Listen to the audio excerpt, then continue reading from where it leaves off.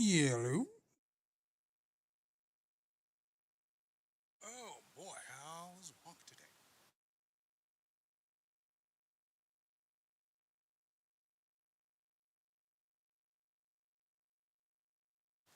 Good to see you. Good to see you made it back in one piece.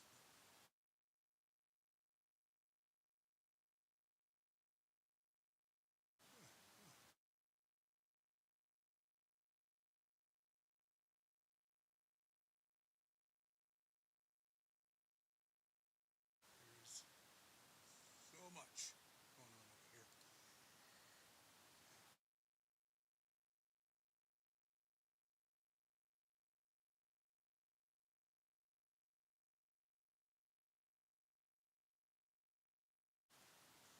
Yeah, I walk in here this morning, and I walk in here this morning, and one of the power conditioners, which I normally never turn off, is off.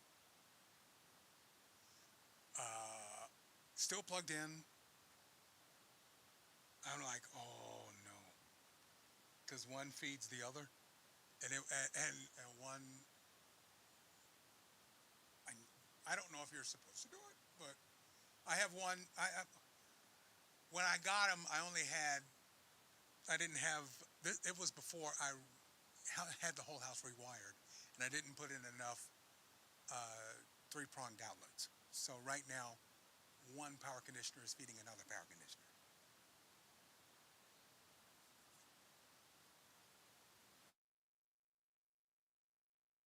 Yeah, yeah, yeah. Um, but the darndest thing, I pick it up, getting ready to disconnect everything, and there's only like two or three things plugged into it, and the second power conditioner, so it's not overloaded. Uh, and the light comes back on, and everything's working again. So if we go off the air, you should probably send help. All right, let me check where you are. Hang on a second.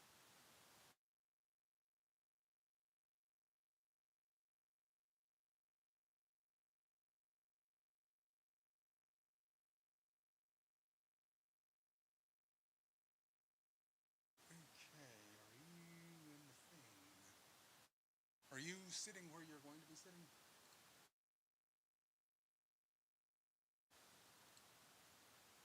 Okay. And we'll be ready to go.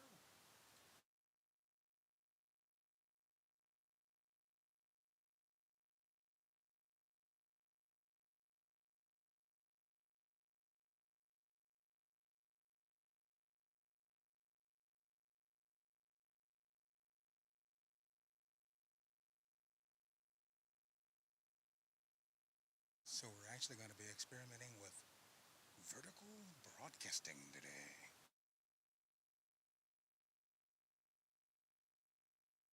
We're going to be on YouTube and Instagram.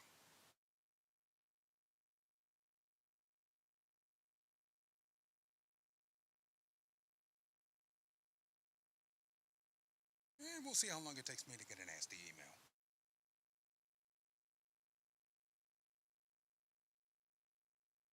From YouTube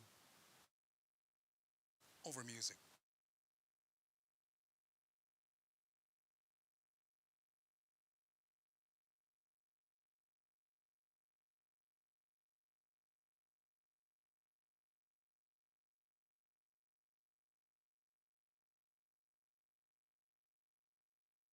Now I've done some rewiring and maybe it'll catch it. Maybe it won't. But at the very least we'll have a clean Twitch VOD, so there's that. That will mute any music going to Insta. Well, no. Instagram, I don't know what their copy bots are, so I'm just giving them the full mix. But YouTube is only getting like you and me and a bunch of other things, but no music.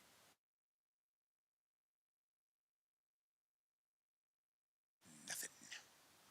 But you can check it. Just go to at BVJ Show on YouTube, and you can see the vertical thing. Should be on.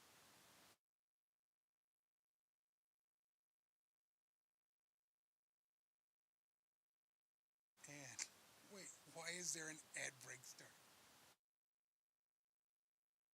At what? At BVJ Show?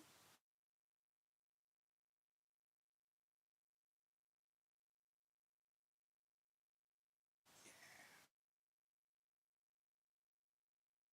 And why is there an ad break starting? I didn't start the ad break.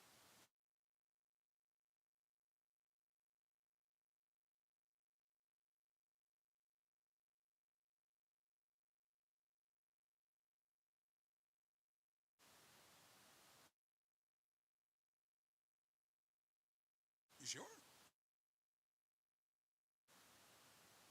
Oh.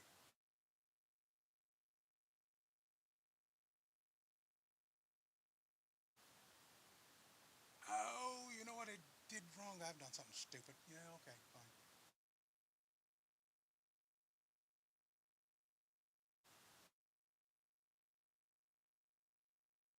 You shouldn't be coming through. I'm coming through.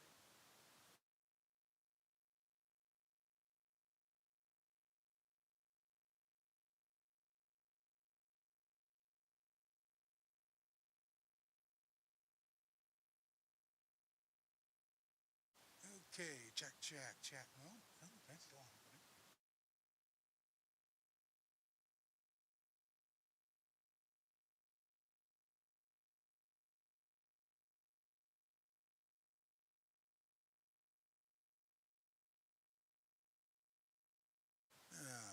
Okay.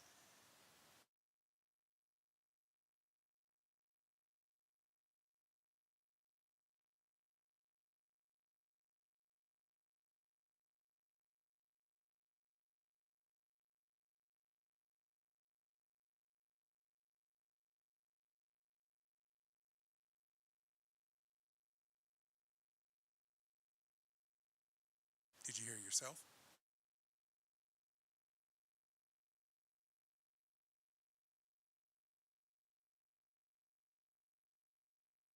Cool.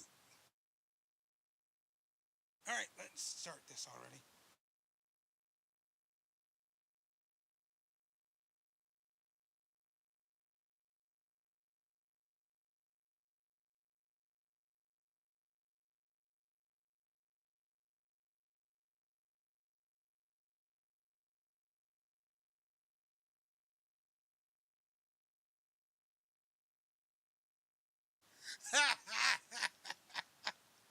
Nice.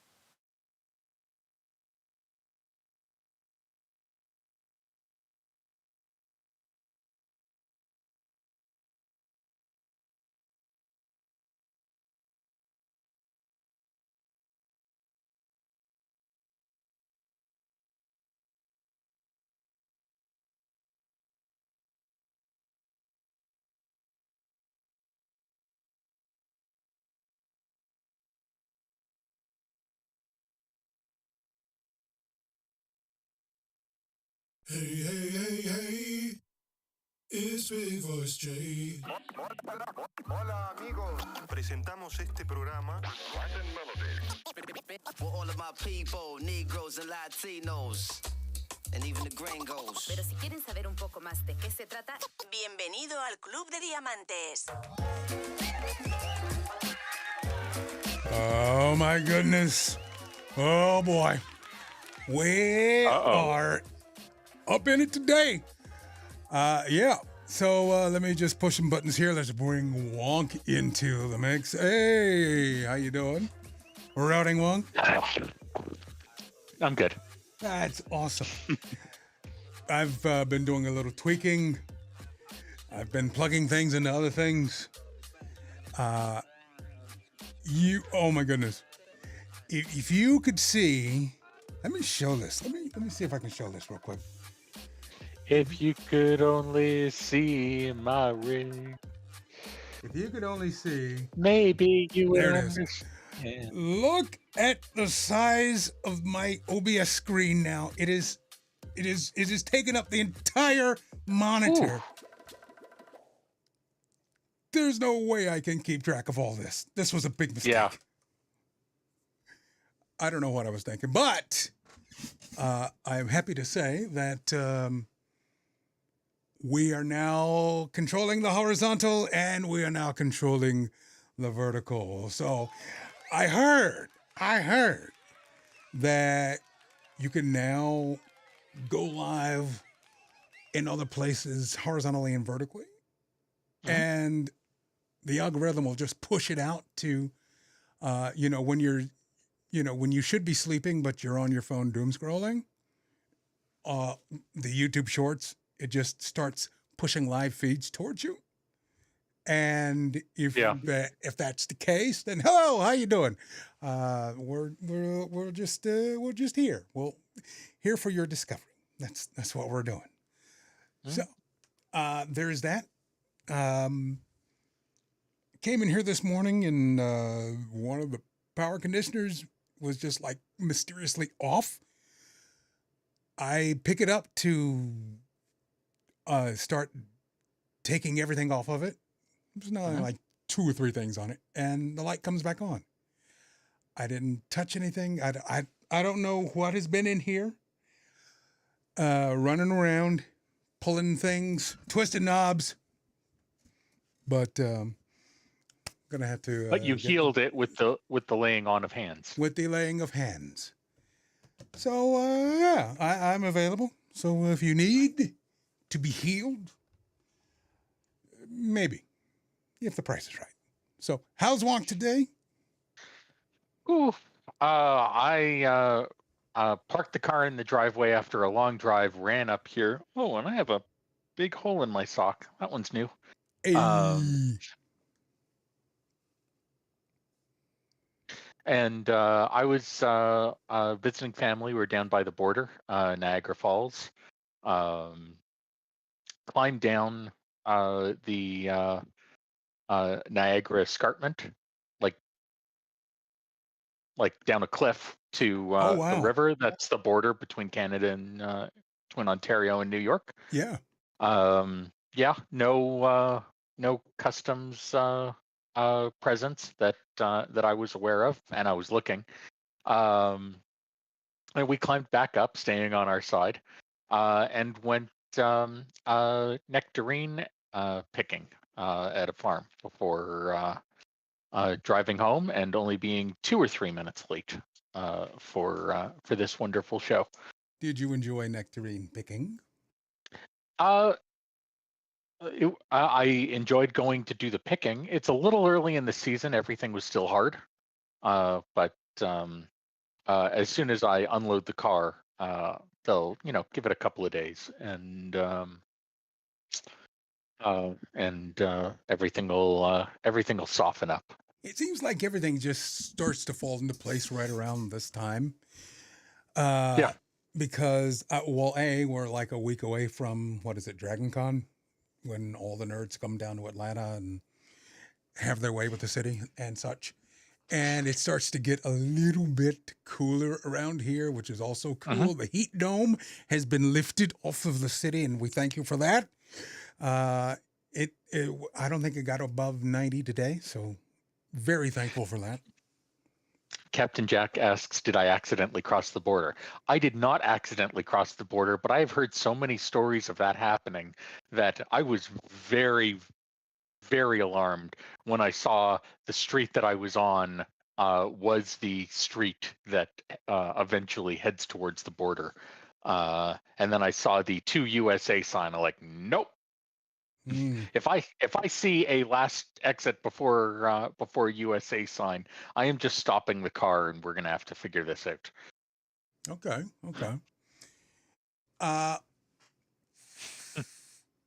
Poodle asks, in Atlanta it gets cooler because the nerds are in town. Wouldn't that be an oxymoron? That is an oxymoron.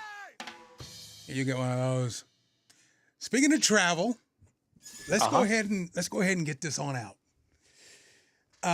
In your travels, do you find it a good comfort to see at the end of the interstate, not the end of the interstate, like an interstate exit?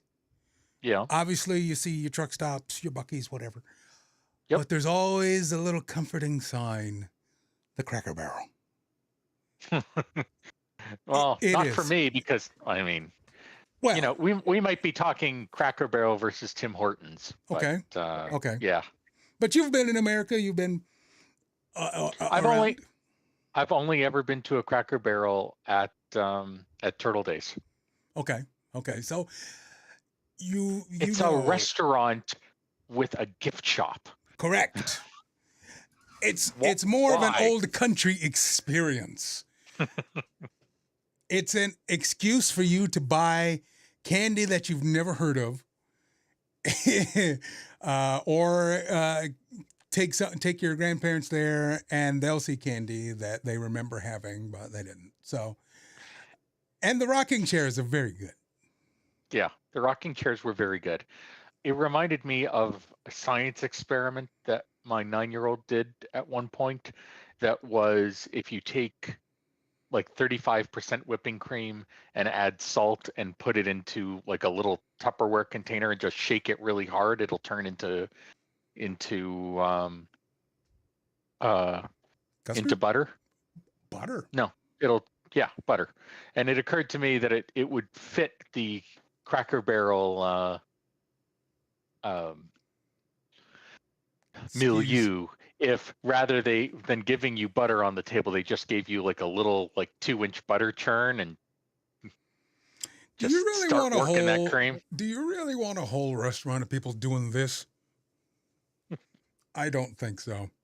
I mean, I would imagine someone doing that at Lambert's, home of the throwed rolls.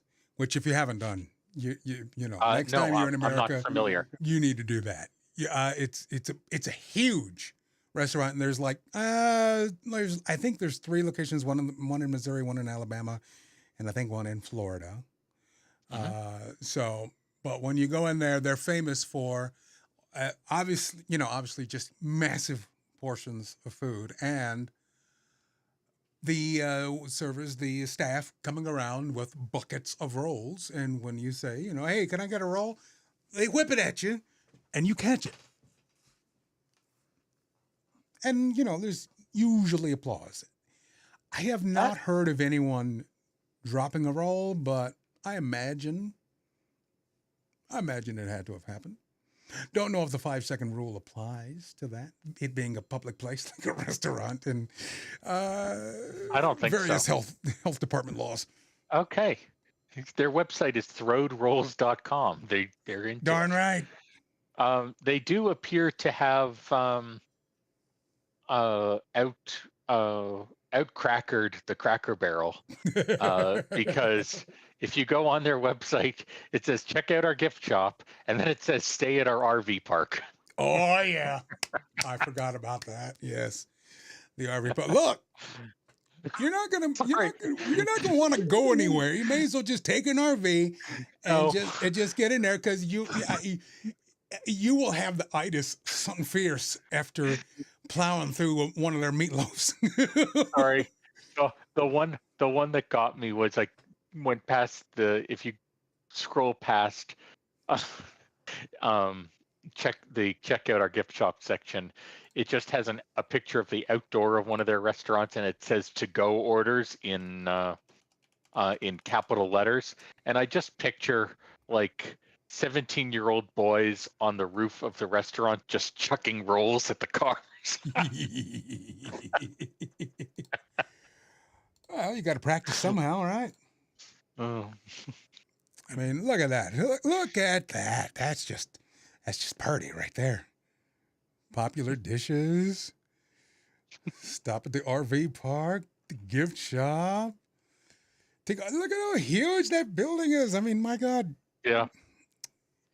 It's an experience. You're not getting out of there without spending some money and some time. So next time you're down this way, gots to do it.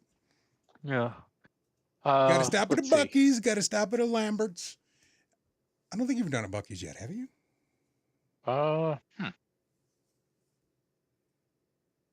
Not on purpose.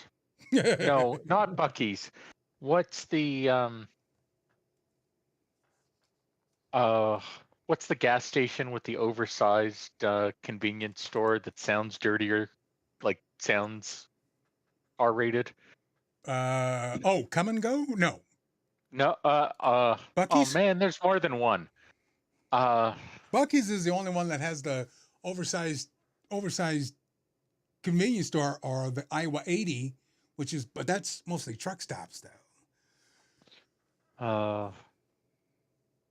Not Bucky's. I'm looking. Usefully, there is a Wikipedia article list of gas station chains in North America. Oh, of course. It's like Spitz or Spitz. no, Sheets. That's what it was. Okay. Sheets. Spitz.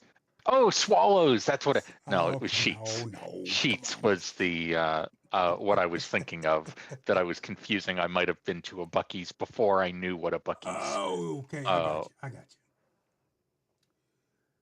Sheets with the 64 gas pumps out front and.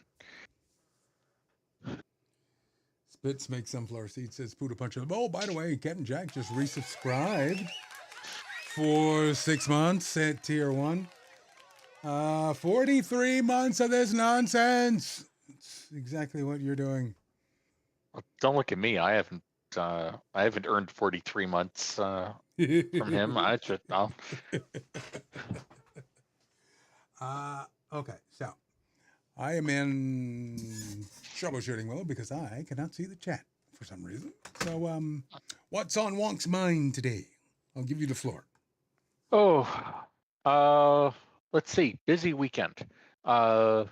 Today was climbing up and down and up a cliff face with a 3-year-old at the speed that a 3-year-old can do it. Followed by the fruit picking. On purpose? It's harder to do it slower. It just is. It's like doing a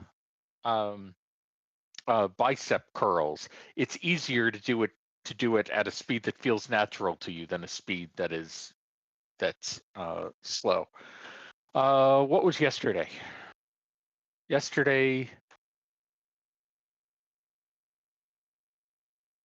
was only yesterday. Why don't I have it yesterday?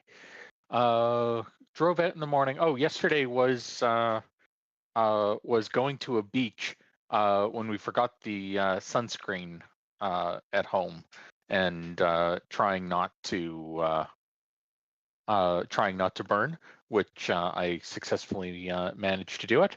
And tomorrow is is our tickets to the one weekend only K-pop Demon Hunters sing-along in theaters. Ooh, and I've heard a lot about this, and people are just going nuts about it. Where are you on this? Have you finished? It's a movie, right? It's not a series. It is a movie, not a series. They've greenlit 2 and maybe 3. There was a thing about an original plan for like a whole universe around it that apparently got compressed down into the one movie. So there's a whole bunch of media that says this movie has gone absolutely viral, and there are plans for a whole universe. Like, yeah, there were plans for a whole universe, and then all those plans got shot down before it became a thing. Poodle Puncher says it's the anime equivalent of corporate pop punk. Okay. Yeah. Okay. So it was Marketplace Make Me Smart, the show that our Molly Wood left CNET to go do. They had a guy on from that was a specialist in anime, trying to explain to a U.S. mass market audience what anime was, and it came off surprisingly racist. Because nice. Because like K-pop, well, I mean, it's in the name that it's Korean, not Japanese, so it's not so it's not anime. And it's like it's an American production, so it's not anime. And it's like if it's not so like the end of this conversation was like if it's not Japanese and it's not and the animators aren't heavily overworked to the point of burning out, like um then it's not anime. Like, okay, I don't think I learned from this what you were trying to tell me, but I learned That's a something. lot of commentary just for just the show synopsis. Um, Did we even so get that? no, so sorry, the synopsis of K-pop Demon. This was about the definition of anime Oh, with like I think it was a New York Comic Con or a New York Anime Con, or there was some con that prompted like a week of shows on Marketplace about anime. Sorry, K-pop Demon Hunters. yeah. Music is used as a weapon to bring people together to fight off the devil, to fight off Satan and protect Satan from coming to the earth and eating everyone's souls. And Odd, because that's usually what the sole purpose of the Illuminati is.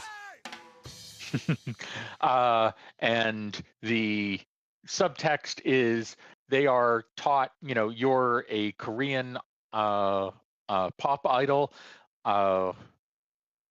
in a very Frozen-esque way. Like Frozen was conceal, don't feel, and this was our faults and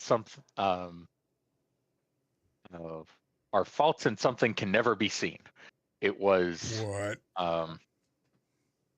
let me look up the line because that is it. I just don't have that one word. Put a bunch of says, imagine the Spice Girls as the Power Rangers. So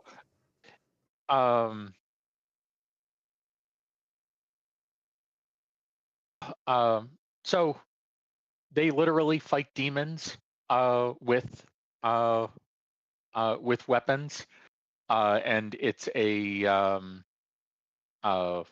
metaphor for fighting your own demons of like shame and self-doubt and past trauma. And so like if you are dealing with anything, and I've heard of like people reading into it of anything that they struggle with about themselves or that the world around them struggles with, that it's coded like that I think that it's very generically about dealing with your shit and other people's shit, and how that all interacts, but in a anime action with music that's good enough that it's like in most English speaking countries, the songs either on like the Billboard lists or the Spotify lists are like half of the top 10 right now. Okay, I got you. Not the first time that a fictional band has cracked the Billboard top 10 actually. The Archies with Sugar Sugar was the first band to do that in the 60s. Yeah, okay.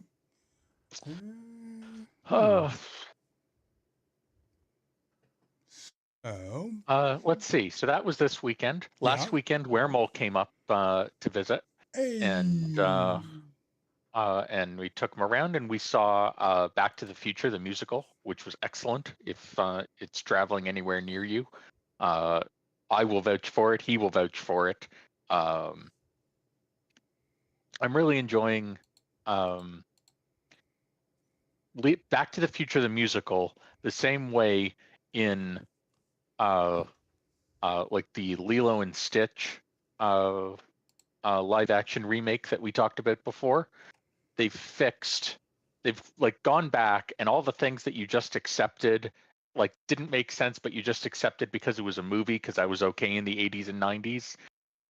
They like went back and made character motivations for it. Oh. So just like modernizing our expectations of stories in movies. In I guess plays, but it was like they're fixing it from the movie. So that kind of BS. So was this enjoyed by the kids? Yeah. Oh yeah. Well, I mean, my 9-year-old is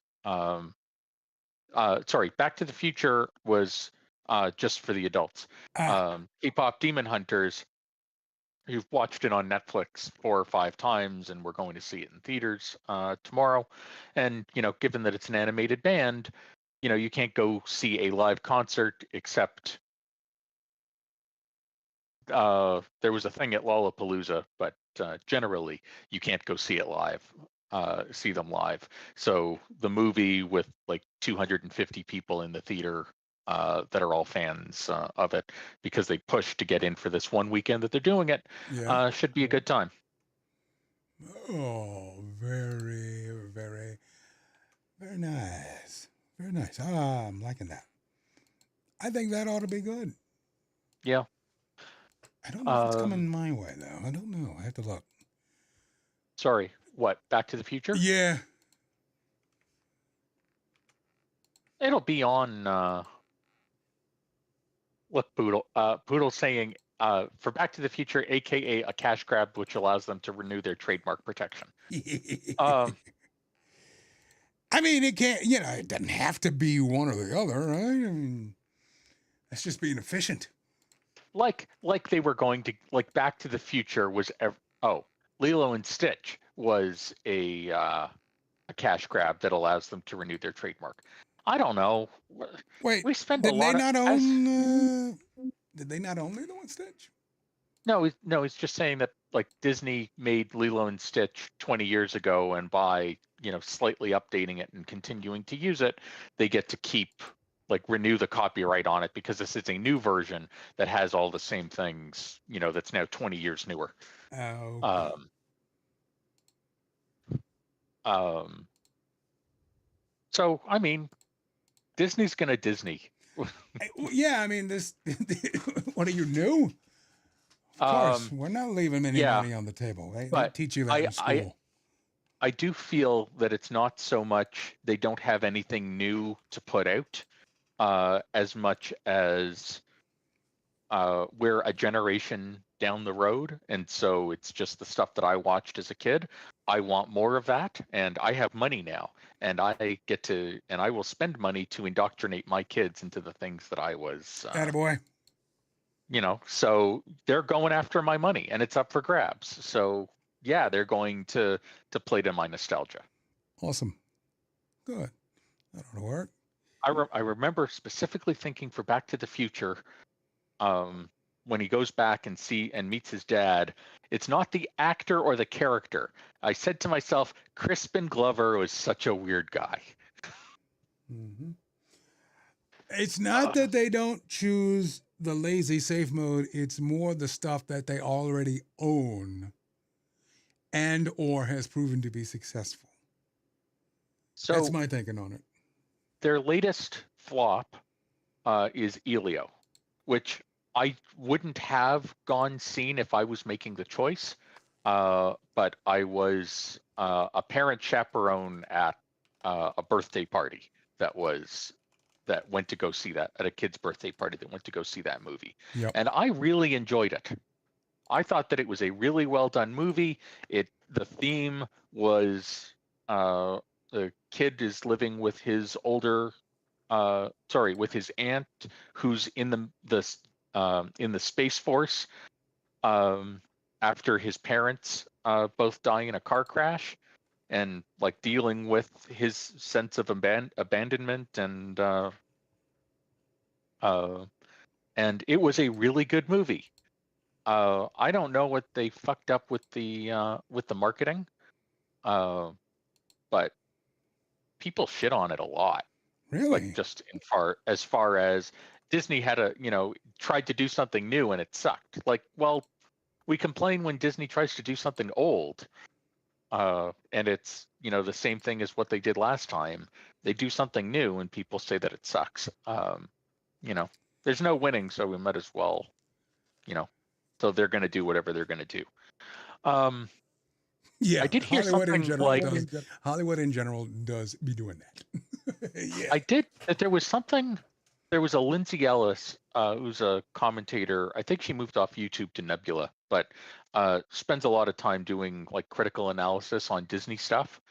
And apparently, like Bambi got shit on for being for not doing well in the theaters, and people were at like, Disney, you did such great things with like Cinderella and Pinocchio, and now you're doing a movie about a deer whose mother gets shot in the first like 15 minutes of the movie. Like, what the fuck is this? Oh well, Disney's shit now. Didn't work out. So it's like, and then 80 years later, it's in like the AFI top 100. I don't remember exactly where it is, but it's still revered. That's the point. Yeah. But it wasn't revered at the time is the point that I'm making. So, I think Lilo and Stitch was the same thing, that it was new and like, what the fuck is this? And then over time it they became beloved characters. Oh, something I learned this year. Sure. Lilo means lost. And so it's Stitch, as in like needle and thread, put it back together. So it's lost and put back together. Lilo and Stitch. Oh. There is a documentary, speaking of Disney, and I think I've mentioned this before.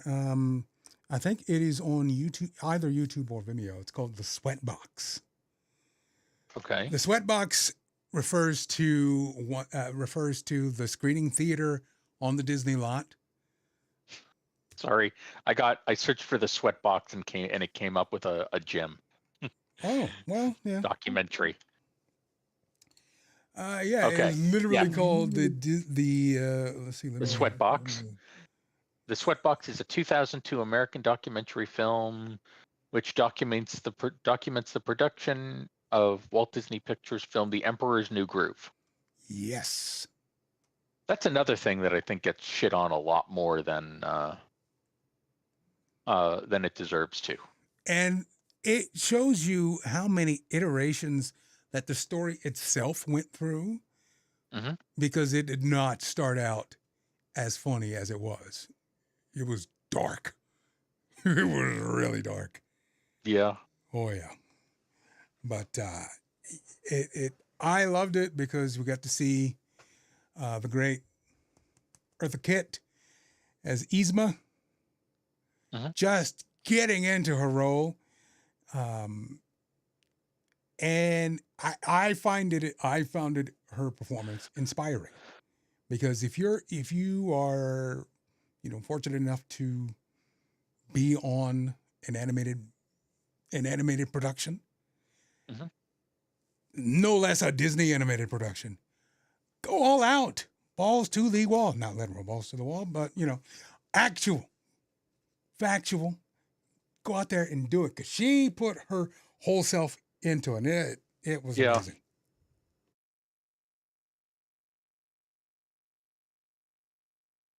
Yes. Snuff Out the Light, as sung by Eartha Kitt. Mm-hmm.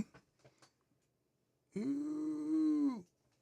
Oh, Poodle Puncher is now starting fights in the chat room. Lee Merriweather is the one true Catwoman. Okay.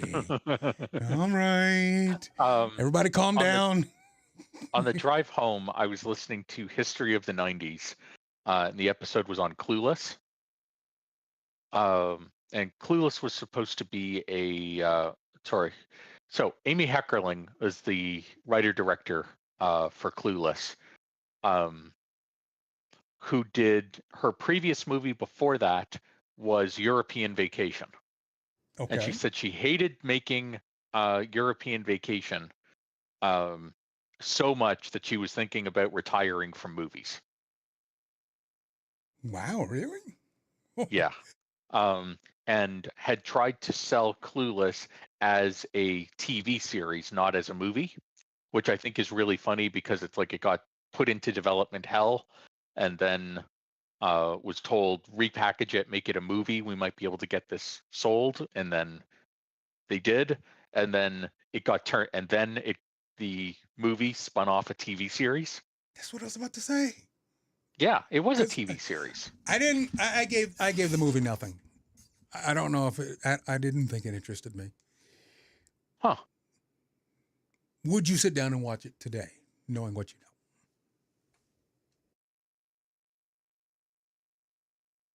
Hmm. Because there's some movies out here that I don't are know. like, Clueless is a classic, but I do hate Stacey Dash now. Oh. Poodle is right. It did introduce the world to Paul Rudd. True. He was and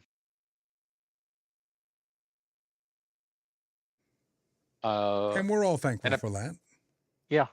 And he looks exactly the same age as he did then too. There is, it's been said before, but there's obviously a painting of an old Paul Rudd in an attic somewhere. Paul Rudd was in a Super Nintendo commercial? I didn't know that. Interesting. I thought he had. I'm just looking him up on IMDb because I thought that he was on a TV show before. Now we need to find out if he was in a commercial. I don't even know how we would find. Okay, Clueless, Wild Oats, Rebel Highway, Picture Perfect. No. Oh, Sisters was the show that he was on. That it's listed after Clueless because it finished after, but it started 3 years before. That's what they had said. Huh. Oh, wait. He was Also in a interesting. commercial. He recreated the 1991 commercial versus for the Switch. He recreated his appearance in the 1991 SNES commercial. So, Huh. how about that? And that's How something else I about gotta fix. The thing that caught me off guard was he was in the Baz Luhrmann, Leo DiCaprio, Romeo and Juliet. Did anyone He was watch Paris. Sisters? I think he did was the not see friend that that. talked. Doesn't ring a don't know what that bell. I is. didn't. Sisters follow the lives of 4 close but very different sisters of the Reed family in Winnetka, Illinois. No, does not ring a bell at all. None. Swoosie Kurtz, Selah Ward. Oh, wait a minute. Wait a minute. Once you said Swoosie Ashley Kurtz, Judd was in 32 episops. 32 episodes over 3 years. How many episodes are there? 127 over 3 years. What the hell? It was a different time. I think it was NBC. I think.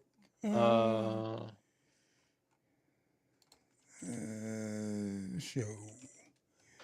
Let me look that up right quick. Oh yeah, well, it is available on Shout Factory TV. So if you wish to do that, so yeah, it was an NBC drama.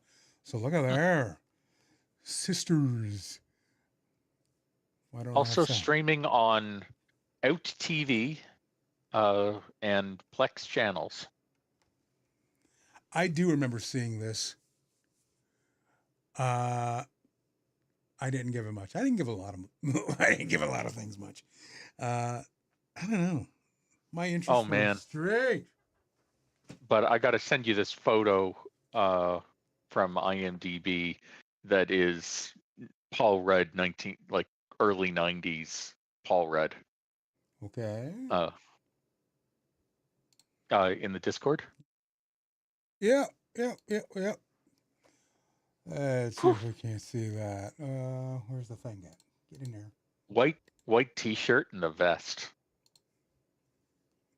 Would you just open it, will you? For goodness sakes.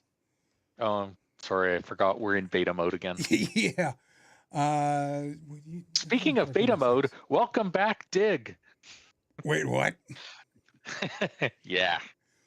Why? What are we doing? I believe it's because Kevin Rose has been too successful at too many things, and Alexis Ohanian of Reddit fame has lost control of Reddit. Oh. So they're trying again. And there's the picture just in time. And that looks to me more like Ryder Strong from Boy Meets World than Paul Rudd. I was thinking a young Bronson Pinchot.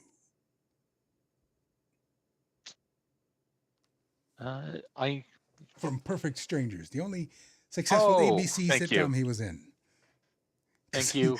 His silence was messing me up. Am I thinking like Bronson? I can't possibly be thinking of I was thinking Charles Bronson. No, it's two different ones. Yeah. Charles Bronson Beverly and Hills Bronson Cop, yes. are very different people. Oh, yeah. You do not want to get those two mixed up. I just want to fix it before stuff starts falling off the man. Oh, yes. All right. So, there's Is that streaming anywhere? Don't be ridiculous. I imagine so. Once people figured out that money could still be made off of this. Yeah. They're getting a little better with the rights and such. Ooh, Balky was on an episode of NCIS Hawaii. Oh. I was in the I was interested in like season 1 of NCIS, and then it fell off.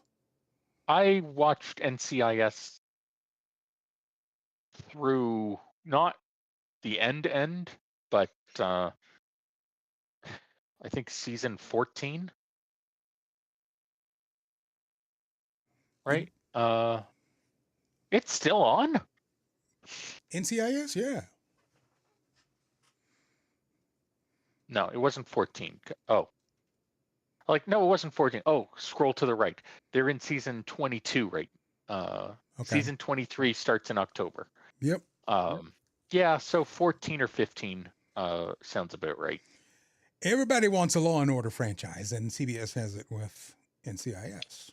Oh, sorry. Yeah. Like everybody wants a Law and Order. No, I'm pretty sure most of those. I think Criminal Intent is still there. I don't know if the Toronto Law and Order Criminal Intent Toronto is still going. I don't know if this was a fever dream, but I remember watching a version of Law and Order based in the UK, and when it came to the law part, everybody was wearing giant wigs. Yep. So this is real. Oh, they do. Yeah, Law and Order 2K, 2009. There it is. Oh, wow. Man. I thought I was working my TV list down. So far, I am all in on a couple of dramas. Yep. They are Elsbeth on CBS. Yep. Which I haven't watched, but strikes me as very it's quirky. Yeah. It's what's the quirky detective that couldn't be a detective anymore? Monk? Monk. She's not as extreme as Monk. She's not as extreme. But she is quirky, and she's like, fish out of water, coming at a high-powered lawyer coming out of Chicago to the big city of New York to participate in some sort of criminal justice, to be a liaison for the criminal justice people. And she, along the way, solves crimes with her gigantic bag of snacks and things. Mm-hmm. I mean, say no more. I'm there. I'm in. Also, along the veins of that, we got High Potential, the American remake of the French drama. That does sound familiar, but doesn't. This one has Kate I know the Nelson name, in but it, nothing else. Okay. of Always Sunny fame. She's brilliant in this. So, she brings enough comedy to the drama so that it's not completely jarring. It's like, what are you doing here? She fits into it. And it's very good. Now, she's a person of high intellectual value. She's a very, very smart person. And she uses her brains to not buy pants because she's in a miniskirt in every episode. She uses her brains to solve mysteries in the big city of LA. Another crime. I think I see my niche on the crime dramas. It's crazy person, quote unquote, crazy person solves a bunch of crimes. Another one, crazy. Yeah. Crazy smart. Crazy. Yeah. Crazy smart. We'll go with that. Another one, Will Trent on ABC. I'm a little late to the Will Trent bandwagon, but I'm in it because Georgia, of course. Why not? In the big city of Atlanta, Georgia, with the Georgia Bureau of Investigation. So those are really the only dramas I am in on. As far as comedies, so sad that Night Court only made it to season 3. I know Poodle hates it. That's over? Yep, it's done. Shifting Gears, the Tim Allen, what is her name? Tim Allen, Kat Dennings vehicle. That's also good. Oh, yeah. They work too well as father and daughter. It's amazing. Yeah, they do have that same sort of abrasive charm. Oh, see, now Poodle Puncher's, if we get to Poodle Puncher tonight, he's going to argue with me on Shifting Gears. He said it was unwatchable. How is it unwatchable? What? Come on. It's a sitcom. It's not supposed to be You're supposed to turn your brain off for 22 minutes. Cat ruined. Oh, come on. Show. I've been a fan of Kat Dennings since Two Broke Girls, and I'm probably the only person who actually liked Two Broke Girls. Anytime she's on the screen, it got weird. Two Broke Girls got weird. It kind of turned me off of it, but John William Scott is in this? Yes. Huh. And Jenna Elfman? Yep. Good cast. Good cast. Also a fan of David Alan Grier, and he's just absolutely nails in St. Dennis Med on NBC. It was a hospital show. We've got Wendy McLevin Covey heading the cast, and of course you have David Alan Grier, and it's like an even funnier version of Scrubs, but it's shot as a documentary style, like Abbott Elementary, which I also love. So I heard The Office is getting a spinoff. Is it? That I did not know. Oh yes, The Paper. I've heard about this. I'm interested in seeing this when it comes out. I'm interested in this because I want to know how we managed to find staff who know what a paper is, and B, how they can make this funny with pretty much with everything happening right now, because ABC had a newspaper sitcom dramedy in the works, but it had a nice twist on it called Not Dead Yet. And it featured the main character who could talk to dead people, but she could only talk to them while she was working on their obituaries. And along the way, she learns a life lesson, typical sitcom stuff, blah, blah, blah, blah, blah. It's a safe little thing. It's also canceled. And usually you can tell when we're kind of not too proud of it, when we hide it behind paywalls and it's not like freely available with your subscription or whatever. What do you mean? Meaning you have to buy each episode on its own. You can't just, it's not like bundled with. Nobody bought it. Nobody bought it for their streaming. Yes. Yes. Poodle is right. They literally buried it. Yes, they did. Okay. I got you. I see what you did there. That's it. That's taking up my time. Did you just coming back to bringing it back around to K-pop Demon Hunters a little bit? Did you hear about the deal between Sony and Netflix? It's not coming to mind. Sony had a deal for like 6 movies with Netflix, and basically they were making movies for Netflix on a flat rate. Netflix was paying for production, and Sony was just taking 20 million as their profit off the top, regardless of how much it made, because basically you couldn't really tell how much a movie had made based on Netflix.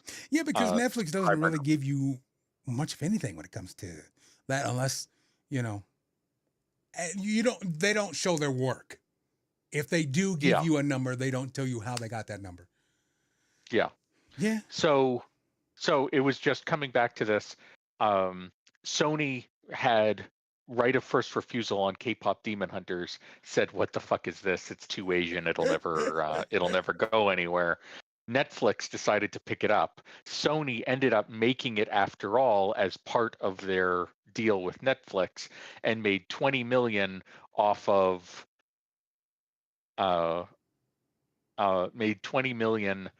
flat profit off of Netflix calling this their Frozen, which was $1 billion plus theatrical. Well, I don't know, man. I can't call it a hit until I see a McDonald's Happy Meal version of it. I was about to bring up the merch, because the really funny thing is that they didn't expect it to do anything. So first the movie became huge, and then they started making all the merch. And so the Netflix shop is sending me an email like every 3 or 4 days, like, and here's the next thing and we've got here's something else we can do. T-shirts, and we've got some stuffed animals, and we've got a bath mat, and we've got a hoodie. They're hard.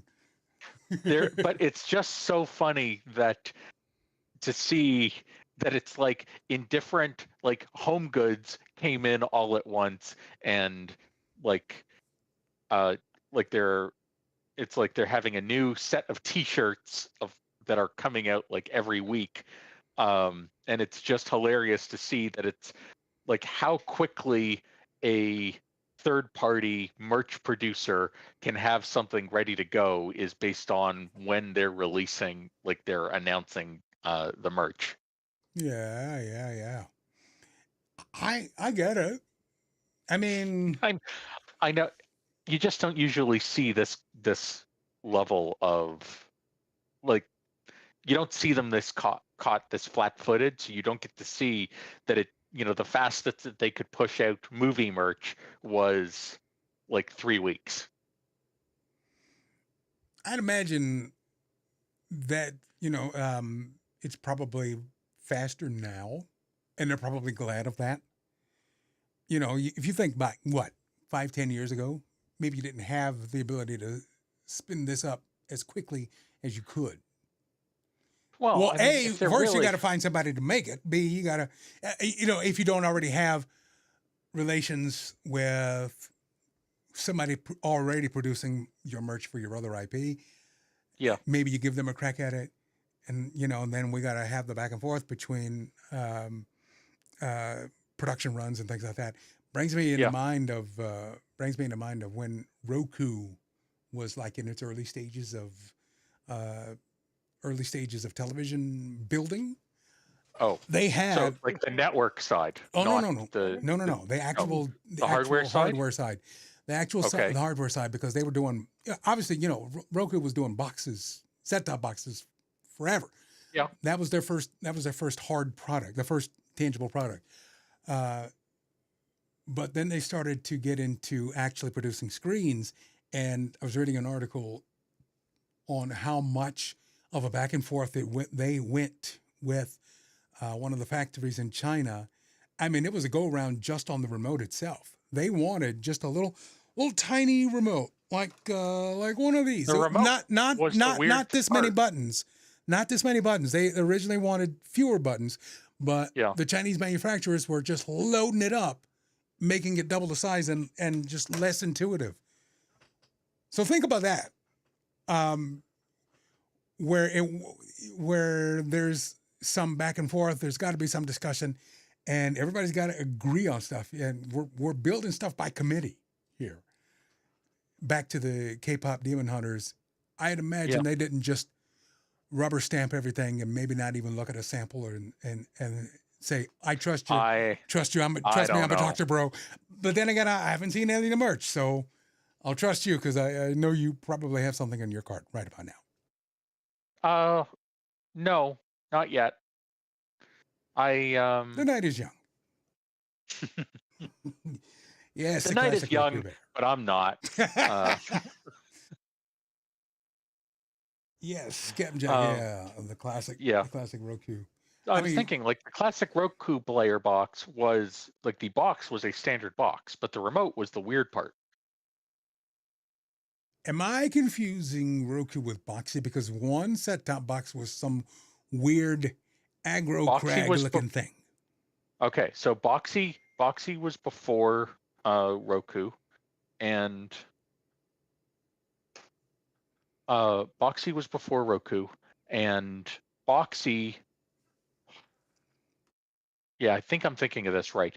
Boxy was a black and green cube that was rotated on like 45 degrees, so like it was standing on its point on one of its corners. Open source, says Poodle Puncher. Yeah. Well, hold on. It is what I was thinking of just from the Boxy box was D-Link. The Boxy software was open source.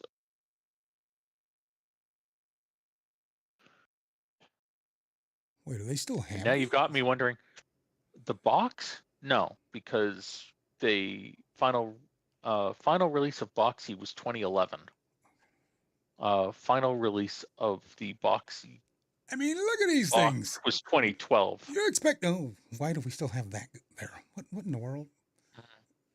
I have one of these somewhere. That might be what you're talking about with the remote, just because looking at that remote, 3 buttons and a D-pad.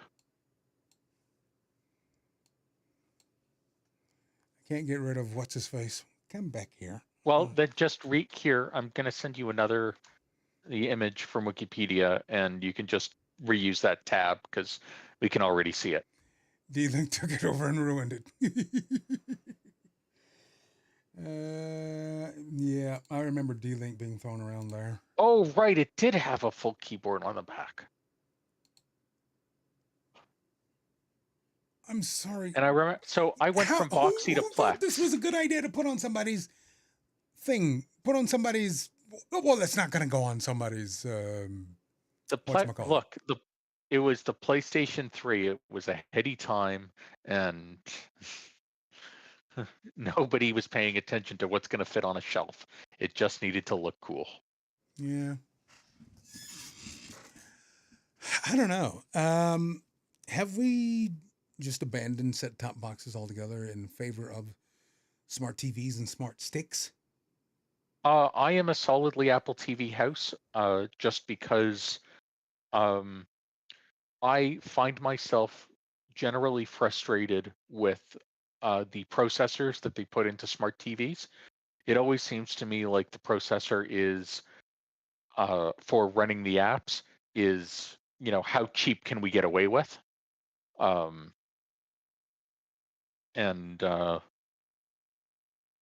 so it's like, oh well, we built it and everything runs well, and then at the first security update, everything slows down to a crawl because there's no overhead in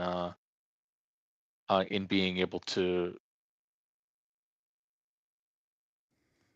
run apps. I'll agree with you. I bought a 65-inch Roku TV, a Roku branded television, thinking it was going to be nice and super fast. It is not as snappy as the sticks. It isn't. Just because the stick has to sell the stick. The screen sells the TV, and then the processor is just a cost center. From my understanding of like how I view it anyway. Right. But if they're selling just the box, and the box doesn't have the processor to be able to run the apps, then the box is a piece of shit, rather than the TV can not run the apps and still be reasonably fine. Okay, well, let's do some troubleshooting. I didn't restrict anybody from posting links. I don't know how to do that. So you should be able to post a link or something. Maybe. Hopefully? Question mark? I don't know. Let me see if I can just copy and paste what Captain had put. Oh, okay. Okay. I tried to allow it too, but it wasn't Twitch that was. It wasn't Twitch moderation that was blocking it. Yeah, because I'm not seeing it either. I'm not seeing it as a, hey, we blocked this. Oh, wait, there it is. If I was looking at the right window, of course. See, there's way too much going on here now. I don't know why I don't know why I did. Yeah, Nightbot did it. Actually, I probably should have disabled Nightbot since I'm going through a different system. So, all right, add that to the list of things I got to fix afterwards if we don't, burst into flames. So it doesn't always happen, but at least at this moment, Nightbot, just you saying Nightbot makes me think of the Simpsons Knight Rider parody throwaway Nightboat. Look, Michael, there's an isthmus. Ooh.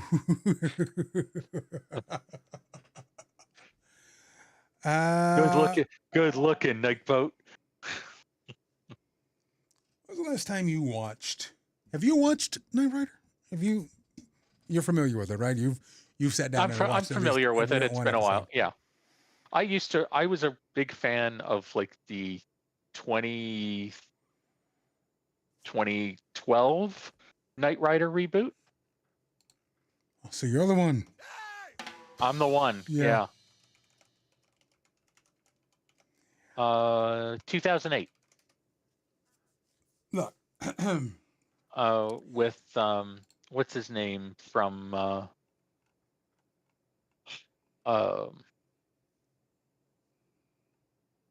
I'm not sure. Oh, Job from Arrested Development was the car. Oh. The Canadian. The Reese's guy. Yeah. By the way, if you ever land one of those, that is amazing. Will Arnett, yes. Will Arnett was the car. Okay.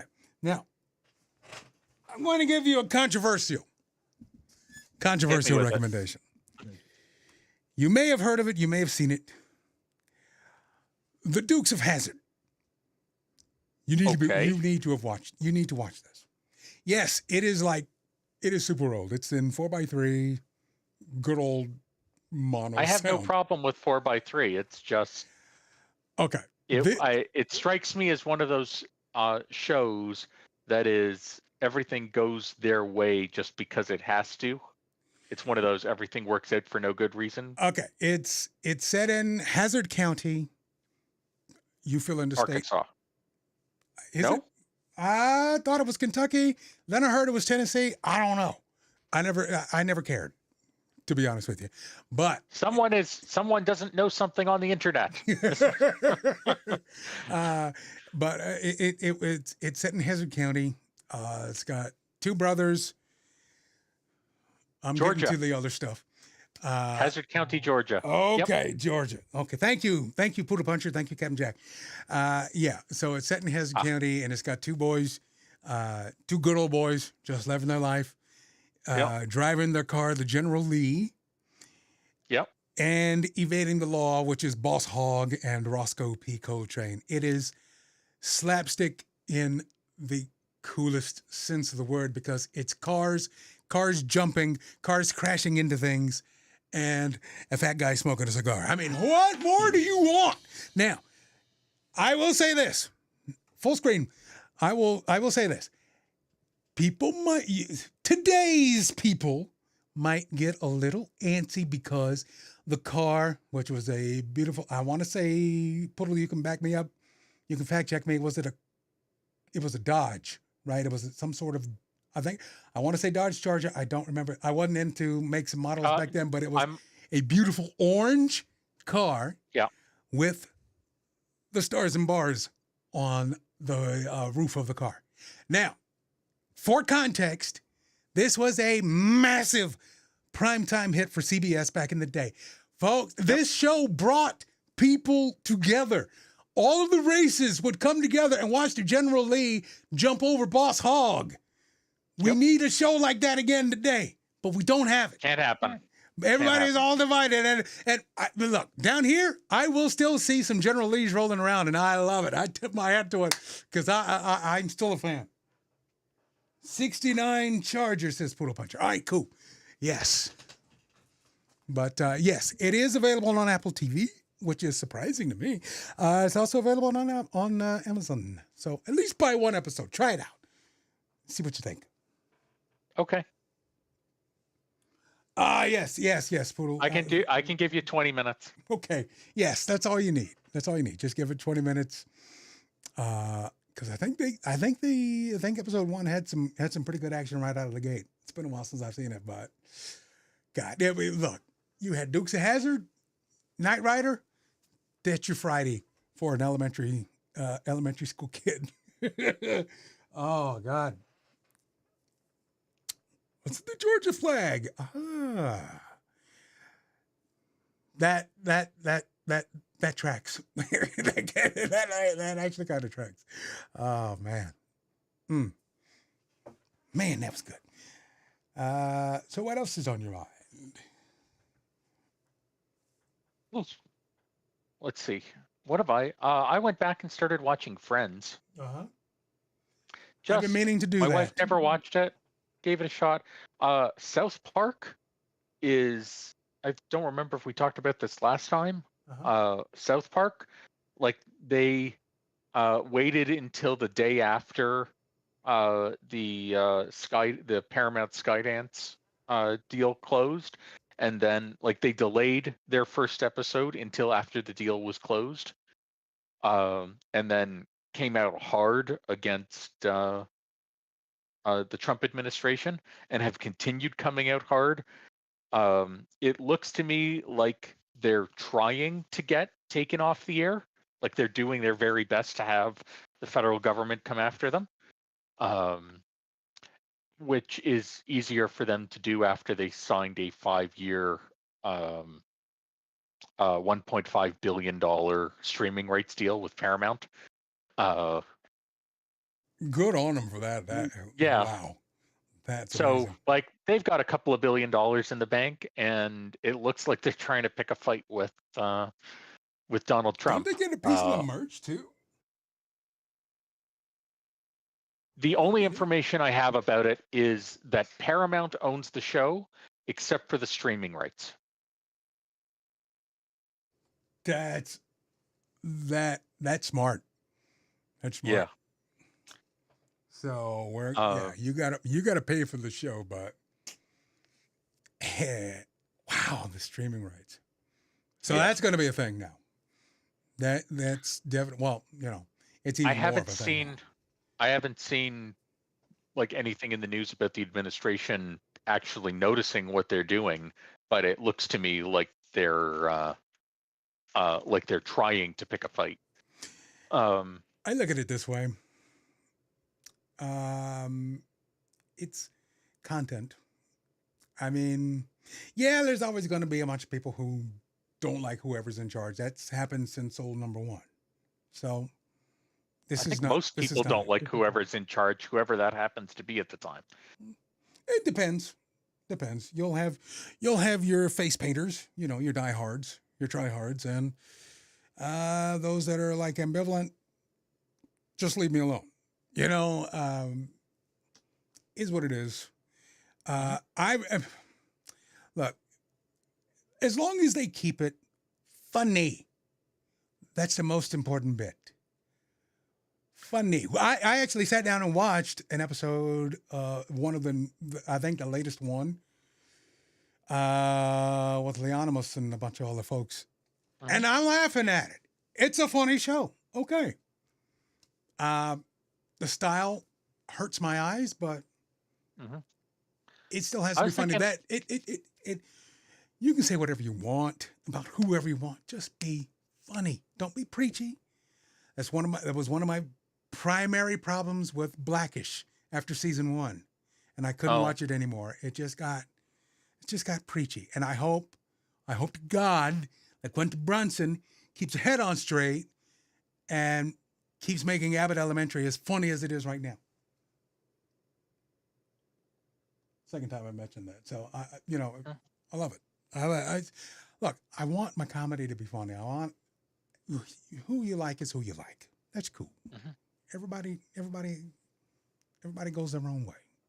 Do you? I don't even know if I'd call South Park funny at this point. I mean, a lot of the humor, like a lot of the laughs, come from oh my God, I can't believe that they said that. I can't believe that they went there. Granted, point. There's still something in that well that they'll do that. Yeah. They're at least crude enough that anyone who would be clutch their pearls about the political messages that they're taking will not watch that. Right. And, they weren't the audience anyway, right? So, I mean, they'll read a blog post and suddenly they're an expert. And they're like, oh, I'm not watching this. And they'll go off and read or watch America's Test Kitchen or something or other. Whatever. Again, your choices are your choices. Have fun, my friend.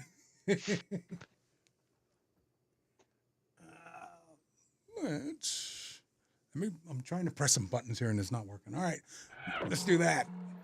Message for you, son. Wow, we did not shut up for a while. We did not shut up for a while. My goodness. I do believe we've got a top 10 list somewhere around here. There's a button we gotta hit. There it is. Nope. It's not the button. Or, whoa. It would help if you unmuted this freaking channel. All right, good. So there's that. Again, a lot of things to work with here. What are we doing? Top 10 list, top 10 Halloween fall candies. Oh, yes, it's that time. Oh, I need to tell you about some candies. We'll do that later. Yep. Here we go. Top 10. Number 10, Delulu Lemon Heads. Number 9, Chonka. Number 8, Elon's Cyberlog. Number 7, Oops All Nougat. Number 6, Diabetes Pieces. Number 5, Kit Kat Taylor's version. Number 4, Wookiee Way.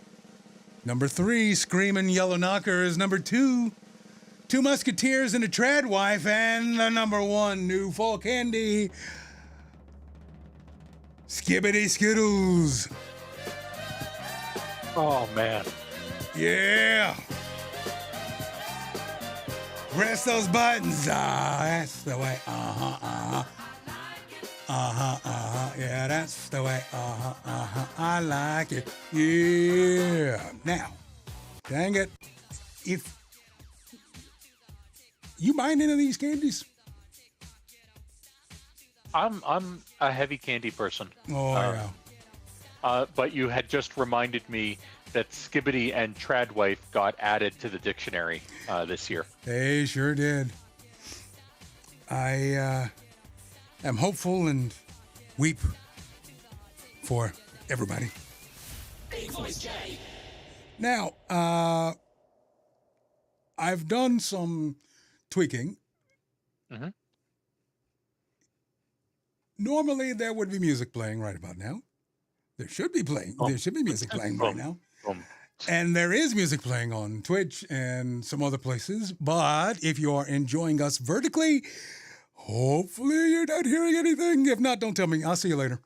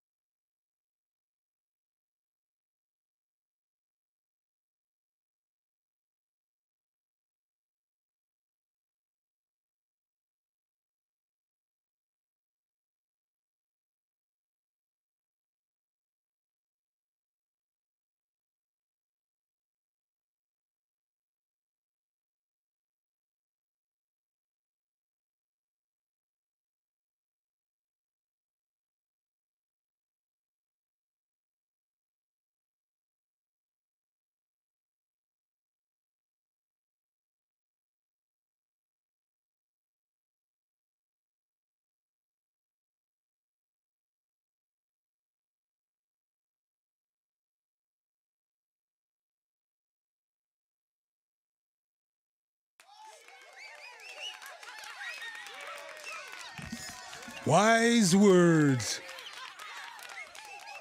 Wise words indeed. All right. Whew. We did that, and things happened. Ooh.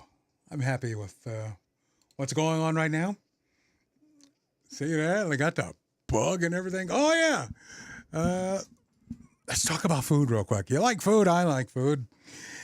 Food's everywhere you want to be, and sometimes you may be tasked with cooking it, and you're like, oh, God, why do I have to do that? Don't do that. Just go to bigvoicej.com/factor75. Look at these delicious ready-made meals ready for you. And I should have the offer up, and I don't, because we are a freaking professional. That is exactly what we do.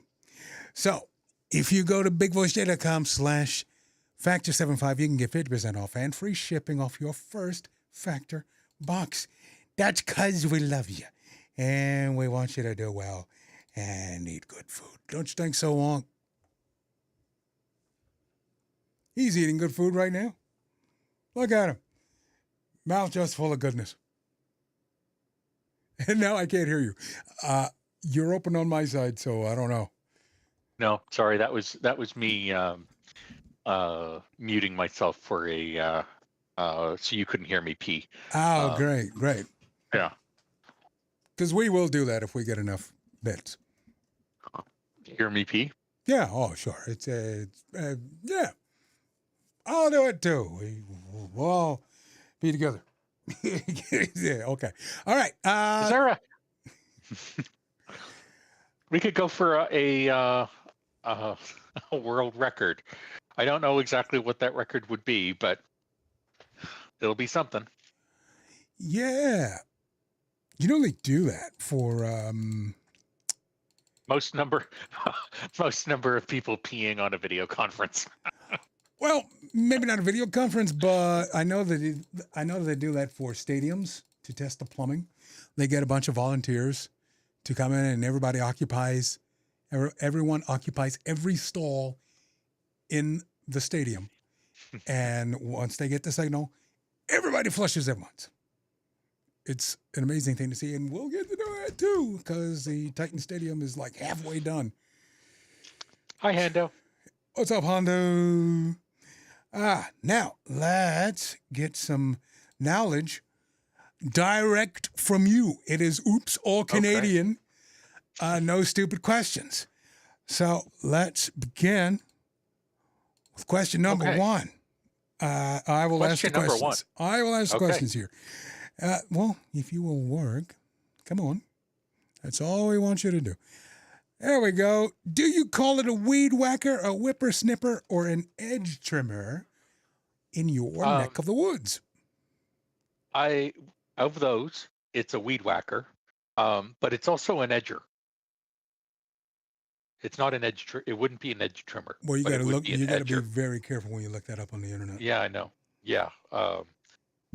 You definitely don't want to be edging yourself in the garden. No, not in the front yard. No. So weed whacker, whippersnipper. I'm not familiar with whippersnipper as a string trimmer is one. I have to ask Poodle. Have you seen like the TV infomercials for the like saw blade that's a replacement for the string on these? The little 3-prong type thing that's got a bunch of teeth on it? Okay. Yeah, it's got a bunch of teeth on it. That I've seen. I've seen little commercials for those. It looks to me like you're just turning it into a pronounced snipper. Got the weed snipper. You got the weed snipper. And then there's the poor man's CPAP machine, the Zipper. Got a bunch of those on the radio. Oh yeah. So I have heard. Yep. I have heard weed eater, which is not one of the choices. I think that was a brand. Poodle's Weed Whacker is a brand name. Strange. You I also don't don't have want to be whacking. Okay. No, you don't want to be whacking, whipping, or edging in your back garden. Okay. So here's a point, a useful data point. So I was searching to see if Weed Eater was a brand name in Google, and I got an ad from Canadian Tire, and the way they the category that it's in is grass trimmers and weed whackers. Grass So trimmers and Canadian. weed whackers. Oh my. Indeed. The Routing Wonk So story. so Grass trimmers and weed whackers. Only if I get to do the audiobook. can you make a chopped salad with a weed whacker? The long story. Oh yeah. Yeah, that'll fit. That'll work. Shall we go to the next question? Okay. Here we go. Yes. What is a food, snack, or drink that you didn't know was uniquely Canadian? Okay. So looking at this, so at the top, all dressed chips in Canadian is probably widely known, but the person that put it in was still very surprised. Montreal bagels were the regular kind. There are Montreal bagels, there are New York bagels, and there are Toronto bagels that are kind of in between the two. Butter tarts are specifically Ontario. Butter tarts. Yeah. Have you had that? Have you experienced Yeah, the butter they're tart? okay. So right where I was, they have the butter tart trail, which is just like you like a wine like a pub crawl, but for butter tart Okay. bakeries. Captain Jack says bagged milk. Bagged milk is actually only Ontario and Quebec now, and I've heard that sort of as factories are getting replaced, that's going away completely. I'm Really? disappointed about that, but okay. So the bagged milk was a stupid thing that I don't remember all of the details at this point, but it had something to do with moving from imperial to metric in the 60s or 70s. That it was about taking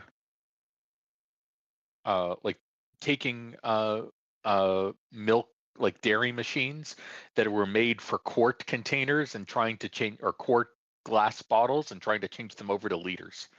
And plastic bags was the easiest thing that they could retrofit onto those machines. Ooh. People say a Nanaimo bar. Nanaimo is a town out in BC, Okay. and while Weremole was in town, having a Nanaimo bar was on his list, and we went to a bunch of places and had absolutely no luck finding them. Oh no, because I heard they were pretty good. I have another Canadian friend. They are very who is a good. voice actor who talks about them all the time. They are very good, and the only time okay. I've encountered bagged milk in the wild here was when I worked at a restaurant, and the bagged milk in the dispenser. You put the big bag in a dispenser, and you dispense, and the machine keeps it cold, and you dispense cold milk all day. Okay, so pulling out my my thing for Canadian food snack that people don't know is uniquely Canadian here. Eat more bars. This was I believe it was originated in around Fort Erie. They are made by Hershey, but they are only sold in Canada. They tried to make a go of it in the States. It didn't take it. Captain Jack says real Kinder eggs. Kinder, sorry, I was thinking of the Cadbury cream eggs, which are British. I don't know. Okay, so they do have real Kinder eggs in the States, but they are dumb. Yeah, we do now They because had, they were not available for the longest time. but the reason why they're not available, well, Kinder is Ferrero. So, Ferrero Rocher, they have Yes. that company, which I recently found out also owns Nerds now. Oh, okay. Ferrero makes Ferrero, Kinder, and Nerds. So Eat More. I don't have any available, just the empty box because those are good and gone. And then the other one is Coffee Crisp. Okay, so what are those similar? What's in an Eat More? Okay, so let me bring up the Wikipedia. So Eat More is like a chocolate nougat with nuts in it. That it's a soft bar. Okay, Eat More candy bar made by Hershey consists of dark toffee, peanuts, and unsweetened chocolate. Ooh, toffee. It's not hard toffee, right? It's soft. No, but they do get but when they get stale, they get very chewy and are and maybe even better when they're stale than when they're fresh. But it is a soft bar. Put a Puncher says Coffee Crisp is Coffee Kit Kat, which didn't Kit Kat make a coffee version in Japan? Kit Kat makes a ton of them in. I love the food influencers will come through and say, "Hey, look, we got sent a bunch of Kit Kats from around the world." One of my favorite food tubers is also a voice actor. His name's Stefan Johnson. Goes by Snack Daddy on the YouTubes. He's a good listen. He's a good watch. If he's not cussing somebody out, usually Burger King for being Burger King. The man's humping refrigerators if something is very good. I mean, finally, that's all you need. That's all you need. Smarties. Ah, yes, the great Smarties. The great Smarties. The great Smarties that we can all agree are far superior to M&Ms in the regular, but M&M peanuts are S tier. All right now. As far as M&Ms down your neck of the woods, are y'all getting any of the crazier flavors, like the pumpkin spice ones and the orange cream ones and the brownie No, I haven't ones? seen them. It's a sham. Nope, not all. I'm going to call it a sham right now, especially these brownie ones and the birthday cake ones. No, they ain't changed the formulation in there one bit. And look at me, I've eaten an M&M or 12. So, it's weird. Now, I will say, they had brought back the strawberry and peanut butter ones. Not the same as the ones from the original Transformers movie that birthed that product. So now I'm, just looking at M&Ms and Oreos. Now then, I thought, I said I was going to talk about some candy real quick. Oreo and Reese's have gotten into bed, and they're pumping out offspring. Reese's. I haven't seen Oreo Reese's yet. Reese's Oreo or Oreo Reese's? Yes. Okay. There's both of them. Let's see if I can find what I have recently. What I do have in the house are the Selena Gomez cinnamon Oreos, but I think that those are old news. On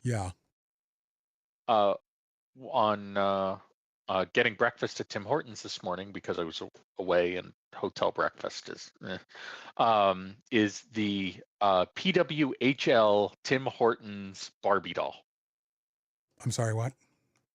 We have hockey star Barbie.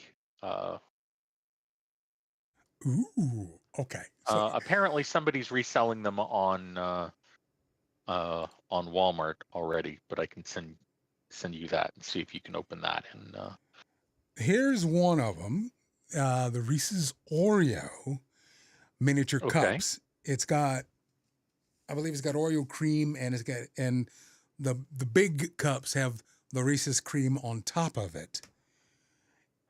How do you feel about these? Because my opinion for the cups, none of the variations have ever stood up to the original. I'm willing to give it a try.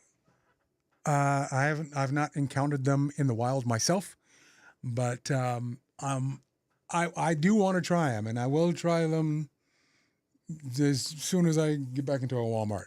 Now, this is what I'm really, really excited for. The Oreo Reese's with Reese's peanut butter inside your Oreo cookie. Not the normal Oreo peanut butter, because that's already a thing. This is Oreo with Reese's peanut butter.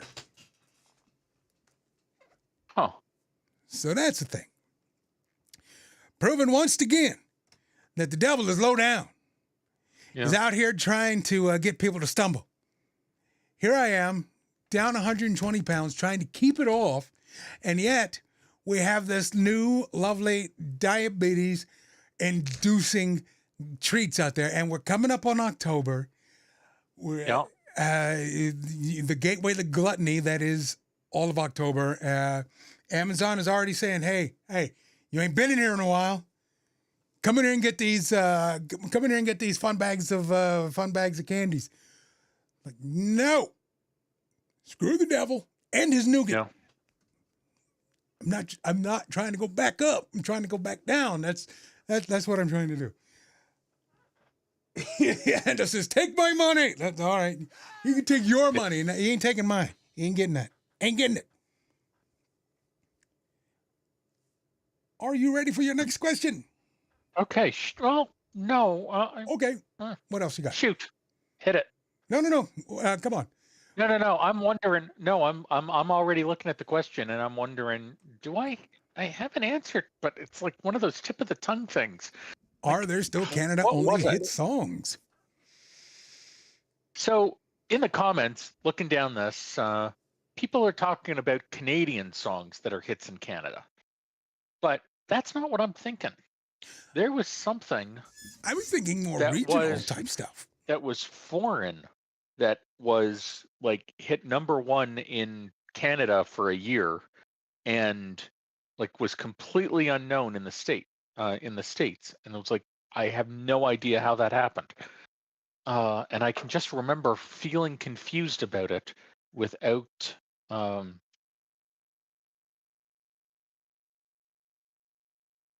So I'm Googling, it was a hit in Canada, but not in the US. Okay.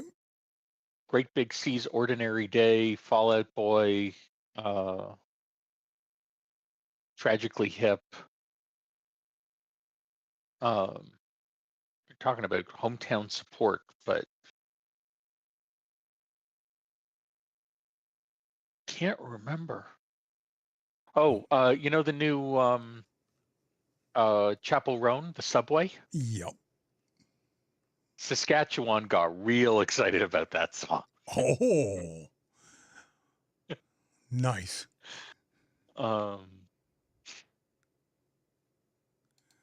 I've actually seen her sing. My biggest complaint with her is that every presentation I had of her was garbled. I couldn't hear her clearly. Oh, I hate that.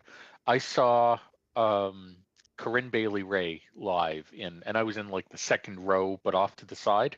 Yeah. And there was just something about the mix that the sound mix was not interested in her voice. I have no idea why. She was the title.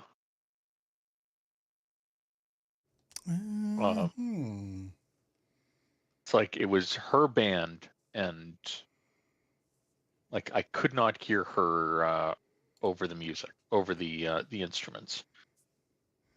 Let there be a lesson to you. Always be nice to your techs. Hando will back me up on that. You know what I'm talking about. Be nice to the crew, and the crew will be nice to you.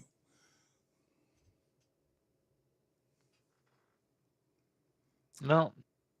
See, this is the thing, that I knew that I wouldn't be able to find what this song Have you tried humming it into your phone? Maybe the phone would know what it is. No, because I don't know anything about what it is. Oh, you don't even know the tune. No. Oh. The only thing that comes to mind when I think of a regional hit, maybe not Canadian, was Lakeshore Drive.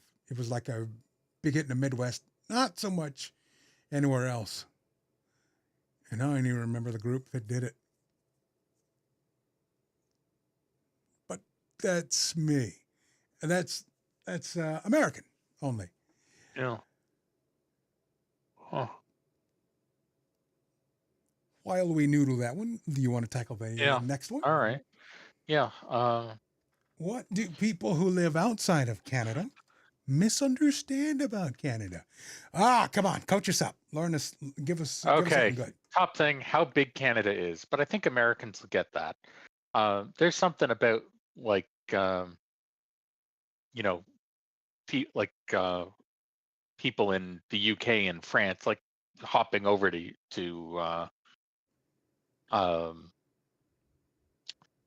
getting on like a $40 flight and going to Brussels for a weekend. But the US gets that you can drive for 24 hours and not be the next state or province over. That is one thing I do love about when our friends across the pond, anywhere, not America, come and visit America, and they will make a reaction video or and just talk about how A, how nice everybody is, B, how big the state is. Not so much complaining anymore that we don't have nationwide rail, passenger rail, right? Yeah. And I'm like, Canada has the same problem the US has with that it's cargo first. Yeah, you're giving, look, my position on this has always been, as a person who has had to use public transportation, I don't recommend it to everybody. I don't.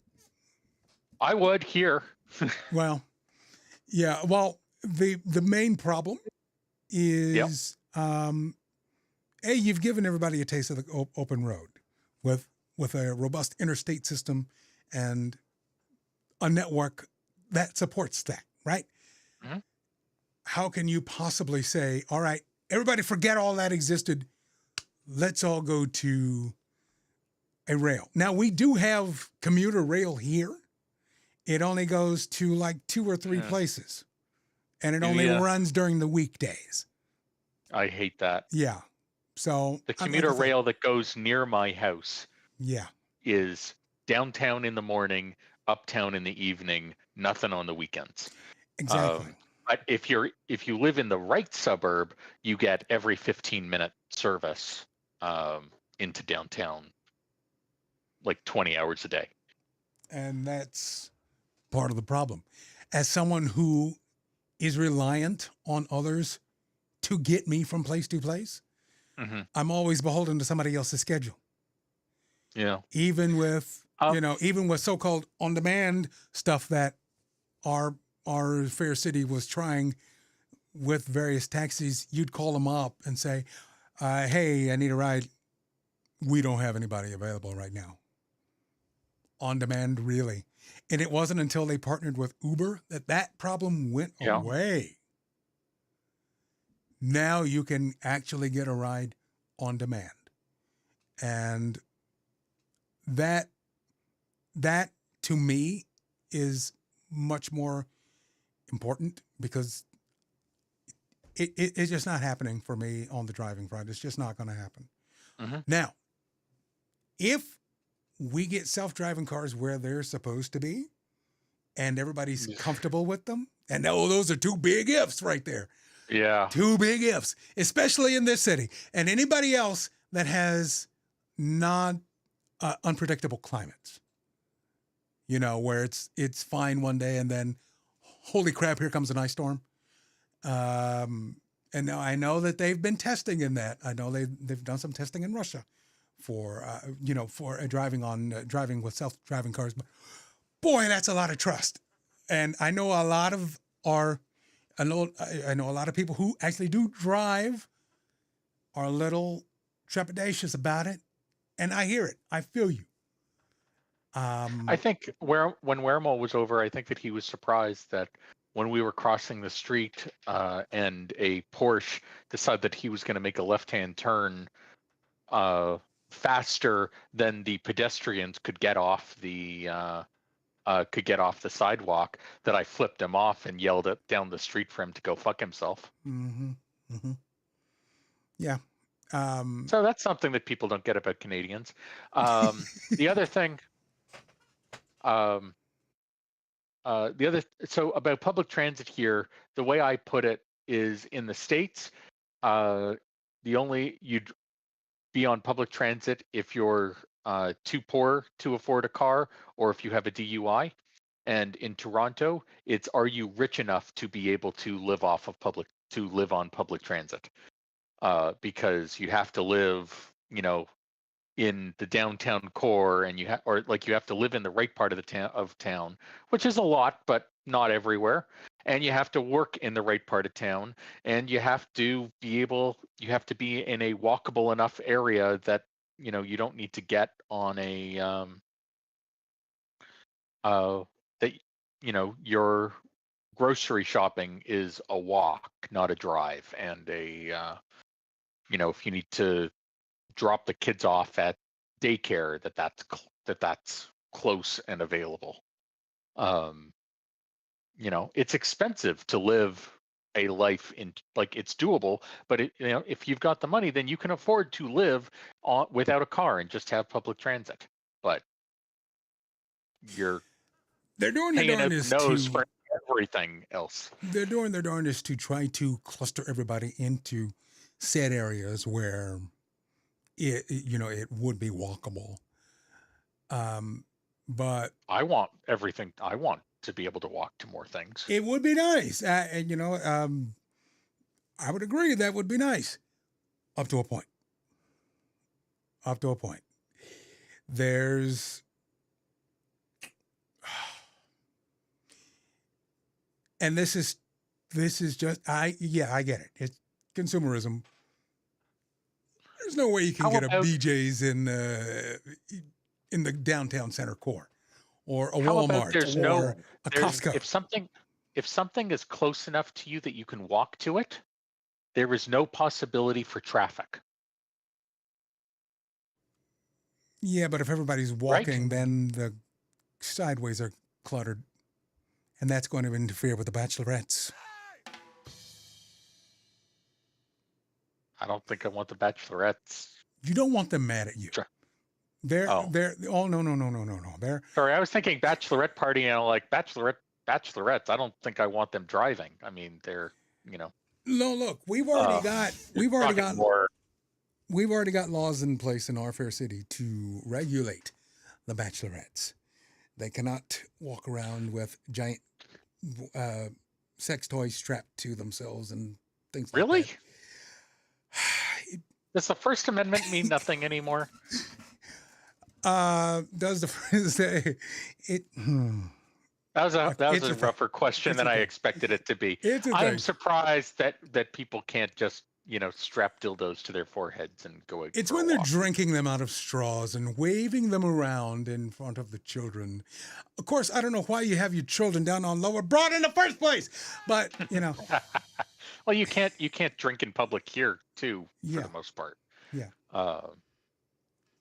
Depends on who's speaking. Oh, come on, Gavin. Depends on who's doing the speaking. Well, look. Who are we to judge? We built our most popular football stadium right next to a jail, so why not? What? And we've got schools next to bars. Hey, come on down. You know what I mean? Let's go. The drive-through liquor store has always confused me. I think that's only a Vegas thing, if I'm not mistaken. Someone can fact check me on that. Ontario doesn't have them, but apparently Saskatchewan does. Okay. I think Louisiana and Texas also has them. They've got like restrictions, right? Ruth- They can't just hand you an open thing like a not an McDonald's open. cup with a straw No. in it, right? No, but they can hand you a Mickey. It's a bottle shop, not a bar. Okay. Uh, Well, I mean, I'm saying if you ordered, a large margarita, frozen, obviously, they give it to you in a cup, right? I mean, but So there wasn't- would that cup be tamper proof so you can't get to it until you're off the road safely, or what? I think that New Orleans had like a hurricane thing. That's what I remember. Hurricanes being the drink That's that you what I could remember. buy it. Yeah. Yeah, that you could buy it, but it had a seal on it, and it was sort of like if it was closed but the seal was broken, then the police could charge you. Mm-hmm. Porter Puncher says he's seen them in VA and Florida and Yeah. North Carolina. They're around. Yeah. It's not an unusual thing. It's just a Oh no. how does that exist thing. Yep. Tis a thing. Next question. Here we go. Pickled sausage. Canadian staple or obscure French Canadian snack? Didn't even know it was French. Didn't know it was French Canadian. It is absolutely not a Canadian staple, but I thought it was Korean. Oh. So other places may have had them, like had pickled sausages, and it just, and it's around, but Right. it's just like any other food that's around, but not, like if I go to a hot dog cart, that's not on the menu. Okay. And Toronto has a stupid thing where there is no street food, like other than hot dog carts. Really? They've regulated everything else? You can't get some street meat? Other than you hot can dogs? get other than hot dog. I'm talking hot dogs shawarma. and I'm talking heroes. No, You can't get because- that? Okay, so here's okay. So what they did was when making the rules on licensing. So basically, the only cart that you can have is a hot dog cart. Everything else is a food truck. And the way that they decided, and in licensing food trucks, they decided you can do whatever kind of food truck you want, but you can't park within like 100 meters or 150 meters of a restaurant, of a brick and mortar restaurant. So you end up with like practically nowhere that food trucks can be set up. And so we end up with like food truck festivals, but you won't see food, like any food available on the street other than hot dogs. Oh, let me tell you. It's a shame. The shawarma people, they do a brisk business as soon as the bar is let out. It's not very good, but if you've had a layer of alcohol to kind of tamp it down, it works. Okay, so do you know the term donair? Yes, doner kebab. How different is donair from shawarma? I could not tell you. I don't know. I think YouTube has served me the food tuber Rate My Takeaway. Okay. Who talks about doner kebabs, especially when he goes to Germany and stuff like that. Shawarma, I figured it was just like and lamb and stuff. Gyro. Shawarma, donair, and gyro are all very similar, but the three names are Arabic, Turkish, and Greek, respectively. So it is very, so it is a similar food, and just which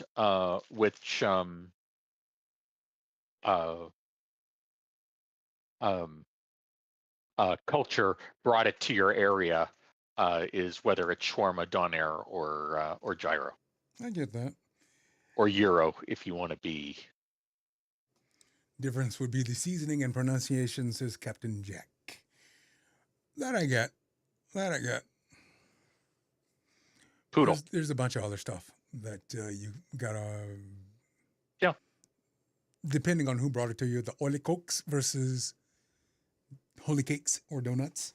And I would say, not so much shawarma for me, just because of the texture. That I find that it's often crumbled rather than the strips. not shaved. You don't like it shaved? I do like it shaved. I'm just saying that often it comes crumbled, like little, like bacon bit size pieces of the meat, rather than it being shaved. I attempted to make my own with ground lamb. Oh It did not go well. no, that is aggressive. I screwed something up real bad. I believe we've got one more question for you. Here we go. Do certain Canadians grow up on Southern U.S. culture? So the title's mostly hyperbole, but looking at TikToker reaction to famous country songs, George Strait, Brooks and Dunn, etc. How Canadians talking about how they've grown up on songs like this. My understanding is the prairies are the prairies. Like country music is the same in the Alberta oil patch that it is in the Texas oil patch. Poodle says, ask Shania Twain. Shania Twain is just coming back after like a 20-year injury to her voice that she's just recovering from. Yes. I do remember that. I was a fan. Me too. Yep. Did love me some Shania Twain. Very, very, very cool. Very cool growing up. And look, let me just tell you, country music has got some staying power in it, though. They're I'm not talking a country about music person. You're not? I am not. Yeah. I think I understand why.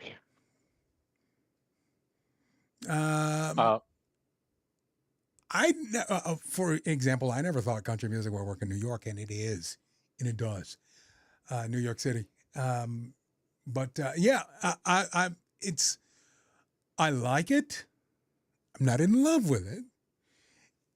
It's not my first choice on a playlist, right? Mhm. But I'm not going to turn it off.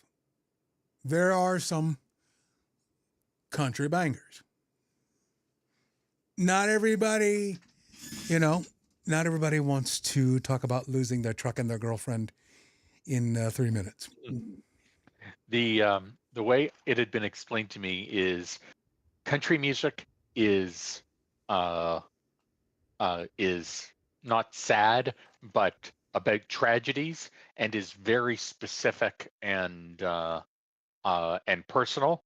And rock music is about successes and upbeat and general. Interesting. I've never heard that. I And so didn't really do a deep dive on it like that. But I mean, if you so do like, read some of the lyrics, yeah, especially those that tell a story. A lot of country music in the 90s was big on story. One that jumps to mind, Brooks and Dunn's "Cowgirls Don't Cry." You can tell that there's a story there because you can hear the central theme in the chorus of the song, because you have to hit that at the end of every verse, but each verse is leading to a different situation where this theme exists. And I don't know, that one just has a special place in my heart. But you are not a fan of country music. What is your music of choice? Well, lately I've been listening to a ton of K-pop, but generally pop punk, pop rock. Mm-hmm. All right. Cool. I'm looking for for a beat that is going to lift me up, that um, that is going to distract me from, uh, that is going to force me to feel happy. That's what I'm looking for. Mood Okay. enhancement. Oh, yeah. Um, I'm a sucker for the boom and the clap music. Mm. Boom, poof, poof, clap, poof, clap. I think that was actually it's a Charlie XCX song, Boom Clap. Yeah, yeah, yep, yep. I didn't, I didn't know I was a fan of it until I heard it. I'm like, dang. Guess I'm more into electronic music than I than I admitted to. But there's that. So let's. In fact, let's get some Canadian music on now. Let's see what happens. Is this who is this? Alanis Morissette and a bunch of other people with DJ Cummerfund. And I think we got some rock music right after that. Oh, this will be good. Hang on there. BVJ Show.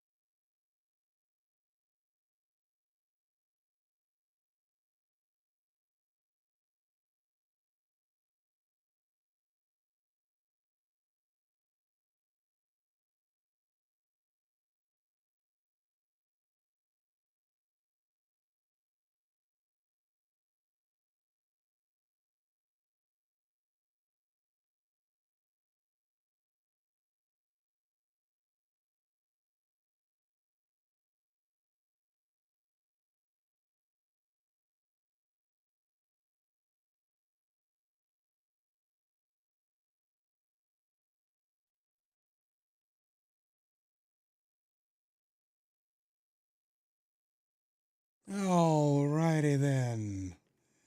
Well, look what we got here. Why, that's the Poodle Puncher. Where? I don't know. Oh, here. I can't see him. Can you see him, Wong? I can see him. I don't know where here is. Huh. That is a great, great question. Let's see if that works. Let's see if this works. Okay, there we go. Ha! I'm broken. All right, cool. How's Poodle today? It's Saturday. We're getting ready for a movie party, so I cannot complain. Awesome. It's Saturday. Gotta get down on Saturday. Yeah, there we go. Now everything is working Hi. as it should be. Oh, hi. Oh, hi, Jay. Ha! Very good. I won't even give myself applause. So, there's that. All right. Now, okay. So get over here. Now, everybody should be able to hear what's going on. Okay, Poodle. Hit me with the Yep. list. I know you've been saving stuff up. I have a list. I've been here since the beginning, so yes, I have a list. I don't necessarily need to hit every item, because Well, some of pick your this will favorites. come up again, and I can save it for later. But first off, since you were just talking about it, I wanted to comment that that article or whatever you quoted about country music. Apparently, that person has never actually listened to country music or has never listened to rock music because, rock music is, I would say, 75% negative. You got your whole emo, I want to kill myself, especially like everything written by Chester Bennington, and then he did. And everybody said, oh my God, I can't believe. And it was like, have you never listened to any of his music? Which reminds me, Amy Lee of Evanescence, speaking of emo, actually related to the General Lee. There you go. No. Great grandniece, I believe. Yep. But also the big misconception about country is that it is a thing. But there are distinct generations, just like rock. You can't take lumping all country into one barrel is like putting Morrissey and System of a Down in with the Beatles. It's just they're different things, right? I like country, but I like specific generations of country. Like I love the country yodeling stuff. Or I not an early Taylor Swift fan, huh? No. I love the cowboy country from like the 40s and 50s, which was closely tied to like Western movies and stuff. And then you get into 70s. 70s had some amazing pickers. And then 90s was great. And a lot of the music in those times was very upbeat. While yes, some people, like, you get your George Jones and whatnot that will sing about losing women and drinking and the life that they live. The other side of the coin is a lot of the music is about being thankful for what you have, working hard, loving those around you and helping people, and so yeah, whoever wrote that article, they don't know anything. But I will say one of the greatest country songs of all time, though, does fit into that. Which Jay, is? Jay, are you familiar with Papa Love Mama? Oh, wait a minute now. Garth Brooks. It was a big hit Papa Loves in Mambo. 91. No. So I know. the main in the chorus is Papa loved Mama, Mama loved men, Mama's in the graveyard, Papa's in the pen, right? So that's where that came from. But the entire song tells a story, and it is brilliantly written. And my Garth Brooks, favorite 91. my favorite section in that was the verse, the picture in the paper showed the scene real well. Papa's rig was buried in the local motel. The desk clerk said he saw it all real clear. He never hit the brakes and he was shifting gears. And so that song does fit into the stereotype, but it's such a great song and it's such a cool story. The guy that helps Garth Brooks write songs is a genius. That's why he's got so many hits, and now he's got that big bar over by Jay's house.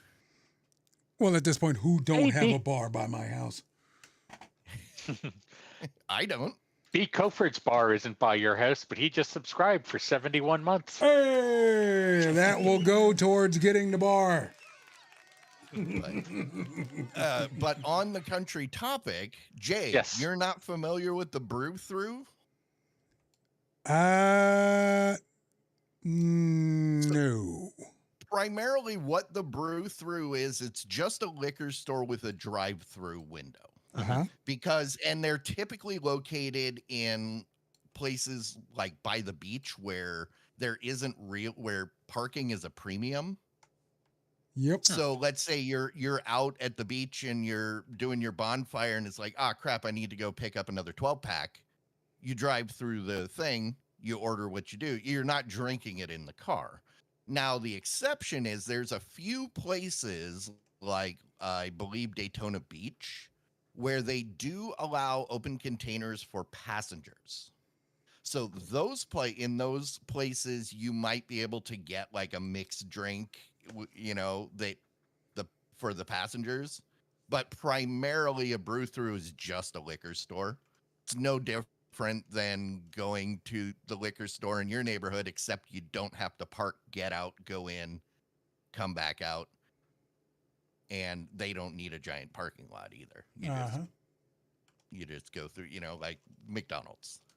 But the idea is you're not consuming the alcohol. You're just going to the store to pick it up. And then a couple months in a row, American Smarties have come up. American Smarties. Yeah. Yeah, American Smarties. Now, fun fact, do you know the origin of the American Smarties? Do you know why they are what they are? No. So Smarties and also other candies, similar candies like Sweet Tarts, they came into existence after World War II. After World War II, there was a surplus of machinery that they used to compress gunpowder in the creation of bullets, right? Ammunition. And after the war, they didn't need these. So a lot of the machinery got repurposed. And some smart guys said, hey, you know what also compresses really well? Sugar. And that's how they made, and that's why it's shaped that way. If you look at a Smartie, it's it's the same. It was, what they used in ammunition. It's just candy instead of gunpowder. Wow. Yeah. Now it doesn't make them good. Doesn't taste like they cleaned the machines out all that well before switching them over. But it makes now, like, when you know that, you're like, okay, the reason that they are that shape and they're made of what they are makes sense. Doesn't make them good. Yeah, unless you like sucking on chalk. I'm surprised they're still around, to be frank with you.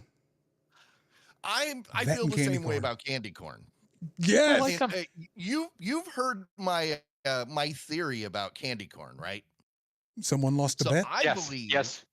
Yeah.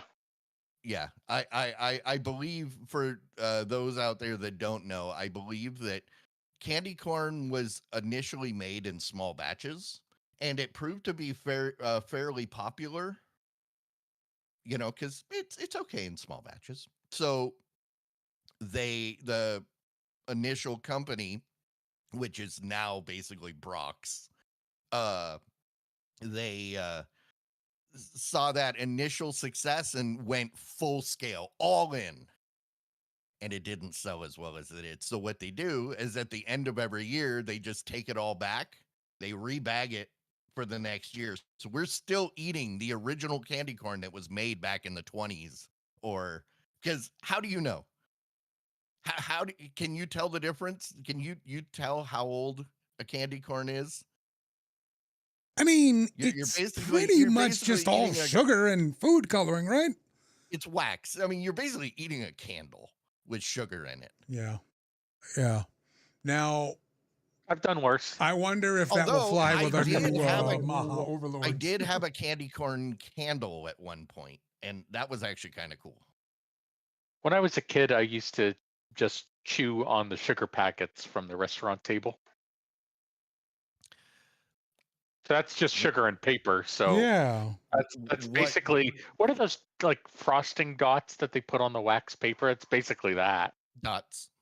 They're called dots. It's just dots. Yeah. Good name. Descriptive. Not to be confused with the gumdrop dots. Yeah. But yes. You missed a step with the sugar packets though. Okay. The whole point of sucking on the sugar packets is they get really hard and then you can throw them at people. There you go. This is exactly what we're talking about right there. And growing up in San Diego, I spent a lot of time at Jack Murphy Stadium. And no, I will never refer to it as Qualcomm. But at Jack Murphy Stadium, the way the stadium was built, everything's tiered. So when you're on whatever level you're on, you look down on like the people in the getting food stuff on the level below you. If you take sugar packets, you can whip them down at people and you can be stepped out of the way. You hear them yelp and yell and you can be out of sight. It was a lot of fun for children in the 80s. But that's the proper use of a sucked on sugar packet. I feel like now, well, I mean, we can extract DNA from the spit that was used to harden the sugar packet. But this is back in the 80s. Yeah, well, I know. Number one, and also that DNA is only good if your DNA is on file. So either you have worked for the government in some capacity, i.e. military, or you are already convicted of something previously. Otherwise, they can have all the DNA evidence they want as long as you never commit a crime that forces them to take it from you. It'll never get matched. Right? Yeah. The other thing I wanted to talk about, you were talking about Dukes of Hazzard. So yeah. Dukes of Hazzard, that was my show growing up. I absolutely loved that show. I still do. It's funny that you got there coming from Knight Rider, because while Dukes of Hazzard initially was filmed in Georgia, they moved production to California. And Dukes of Hazzard or Knight Rider used a lot of the Dukes of Hazzard sets, especially after Dukes of Hazzard went off the air. Then, I remember there's an episode where Kit has to rescue Michael from a burning house. And then you go, wait, that's Uncle Jesse's house. Or it was Daisy's house. It was a place. It was a recognizable house. Yeah. Yeah. Because at that point they're like, hey, Knight Rider says, hey, we need to burn down a building. And they go, oh, well, we've got this Dukes of Hazzard set that's no longer needed. And then, what was I going to say? Oh, but a lot of, there has been over the recent years controversy about the car and the flag, like you were talking about, Jay.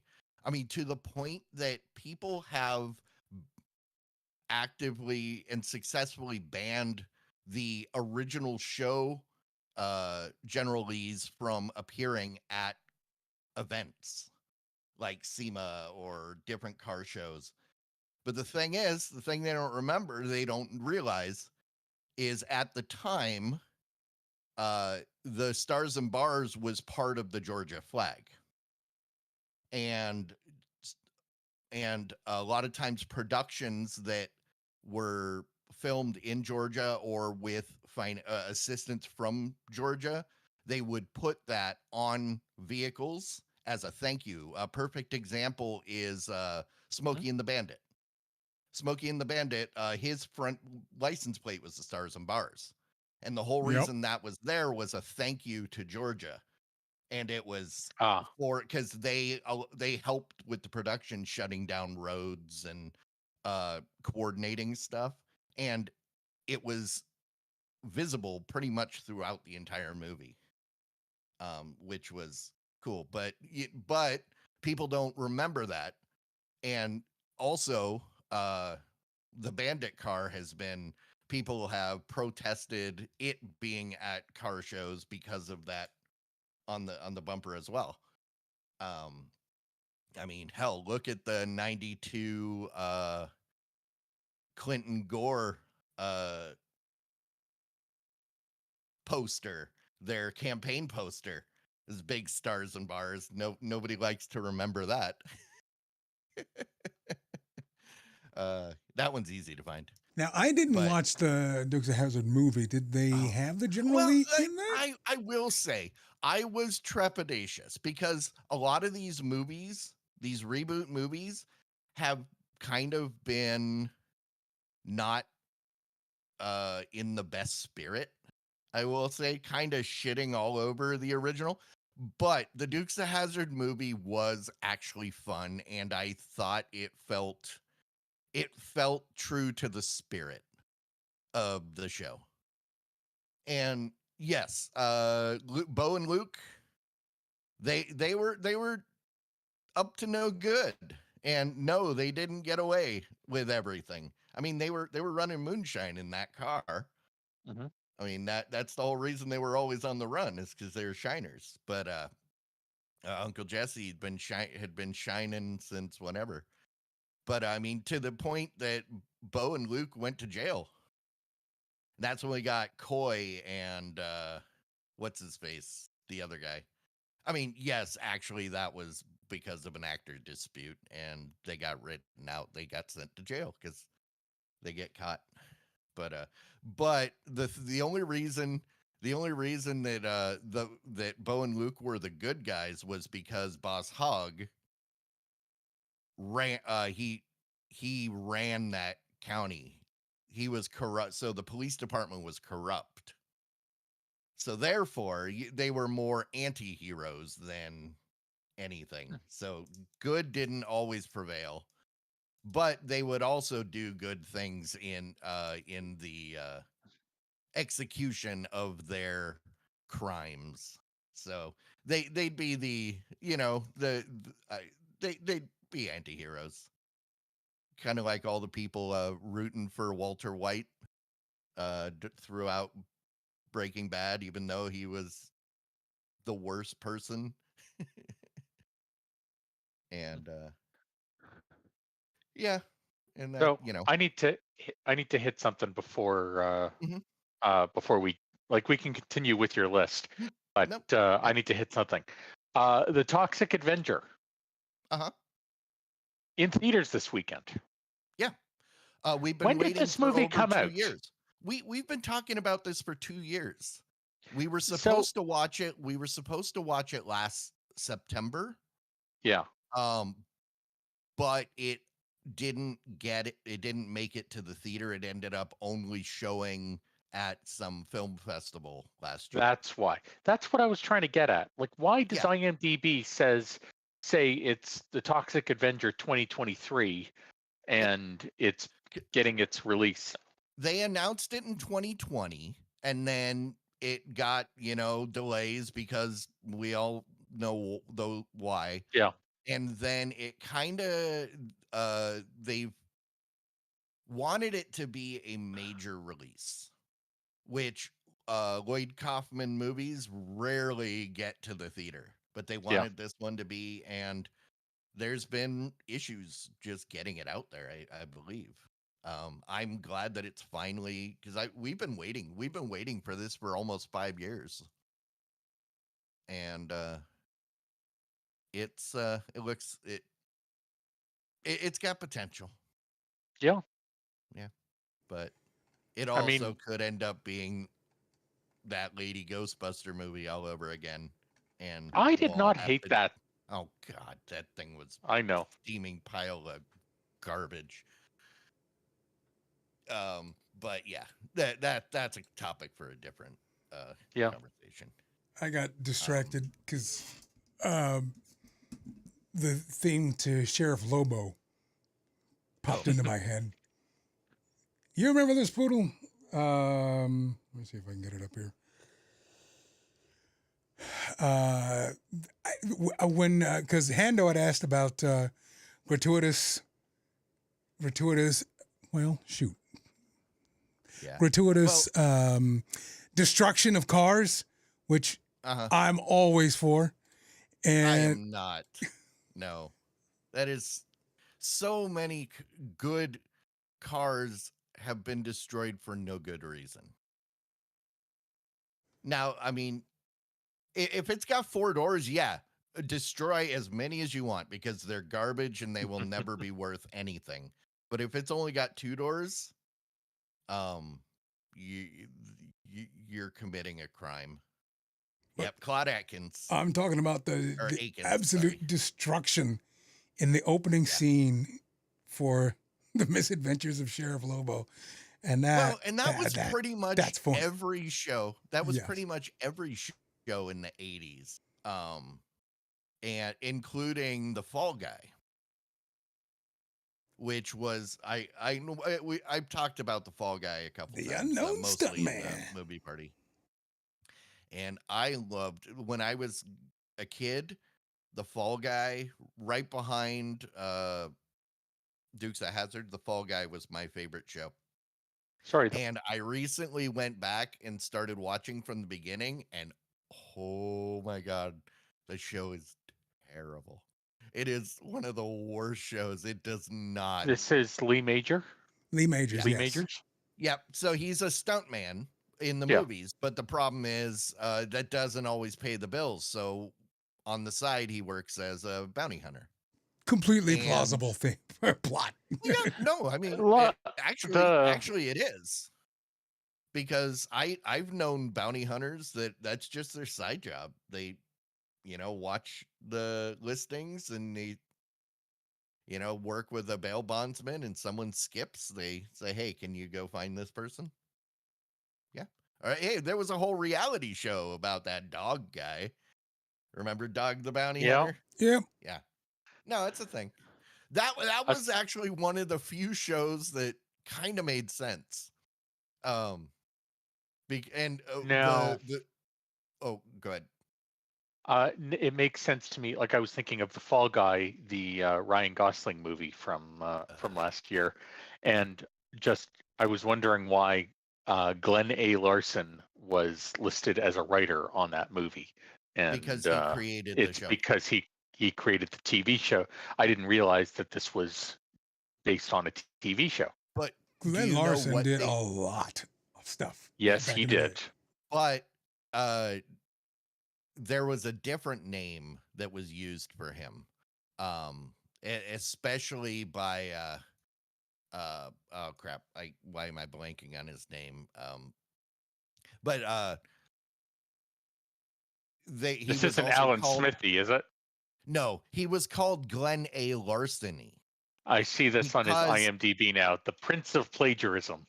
Because he would literally take entire scripts from other shows, change a couple names, and then just use it.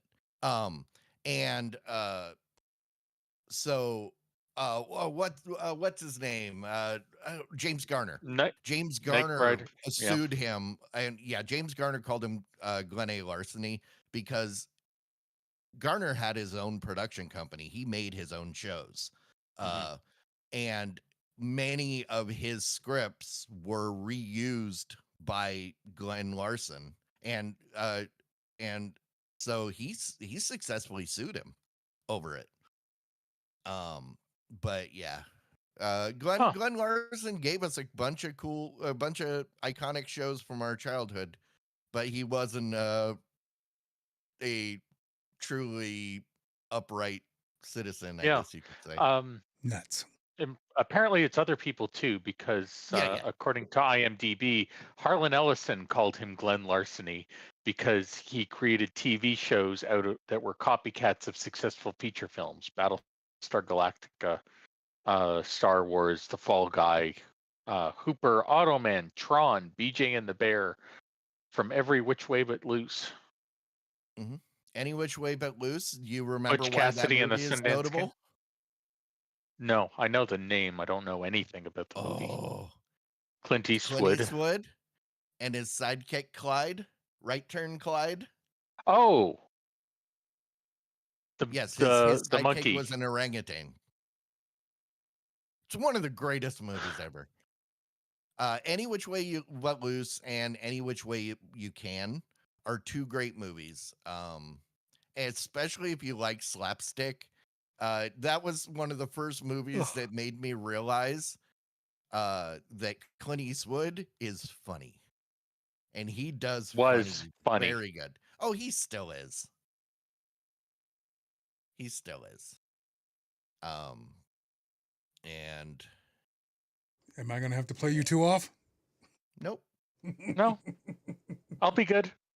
Yeah. And I'll turn this car around and run it into a bulldozer. Yeah. I've not the bulldozer part, but I've said it. Yeah. The last thing I was gonna touch on was from the very beginning of the show, Cracker Barrel.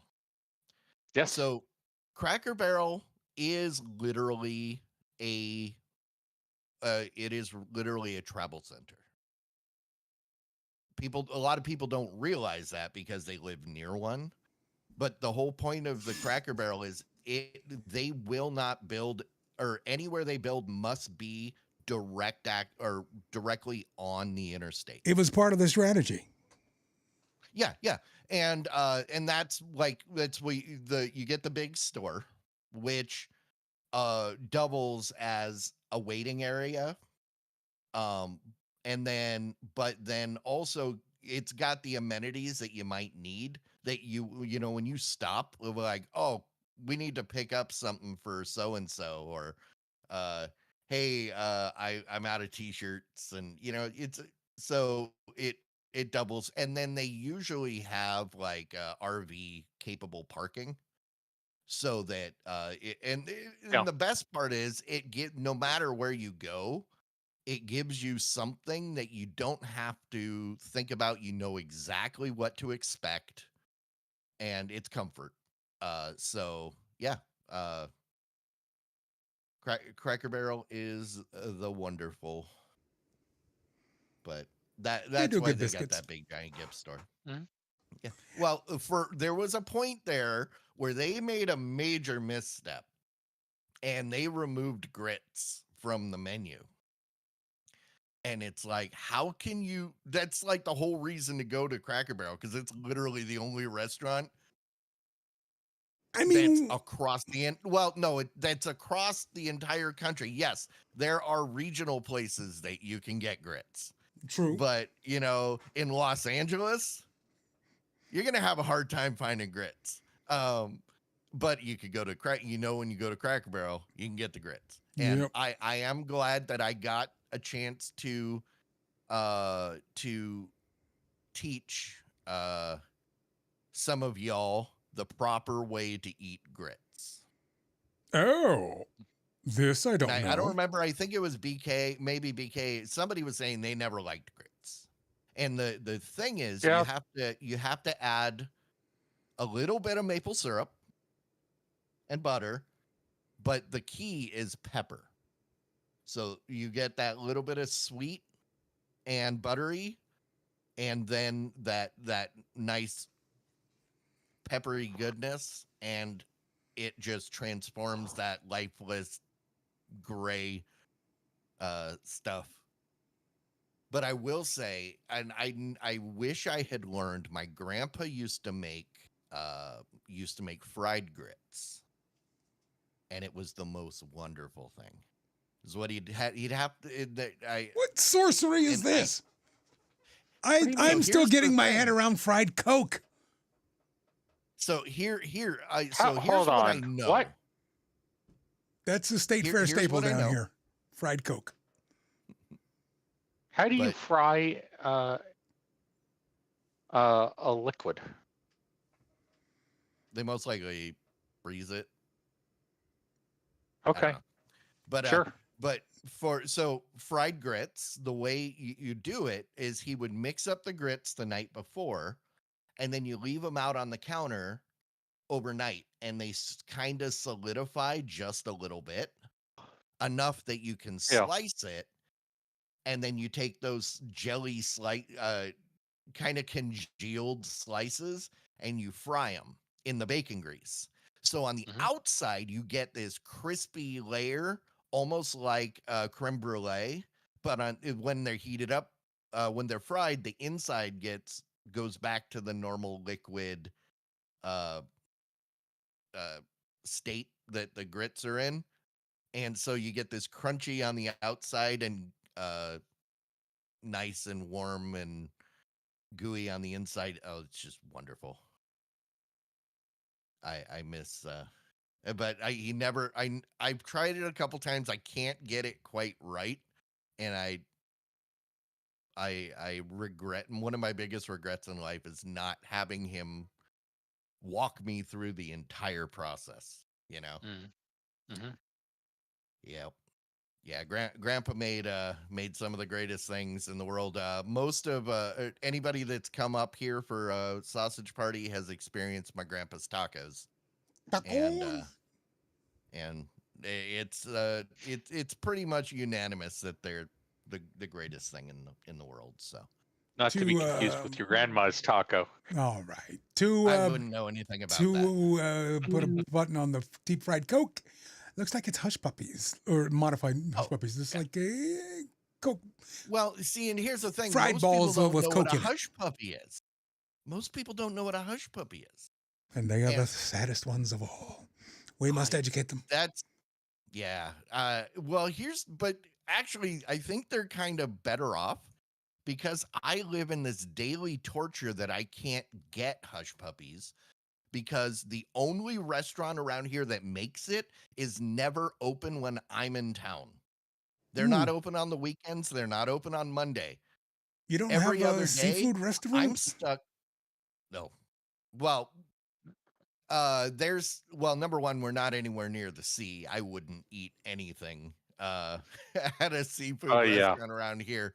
Valid. But also, it's a southern thing, and they don't really have a lot of that southern food knowledge up here.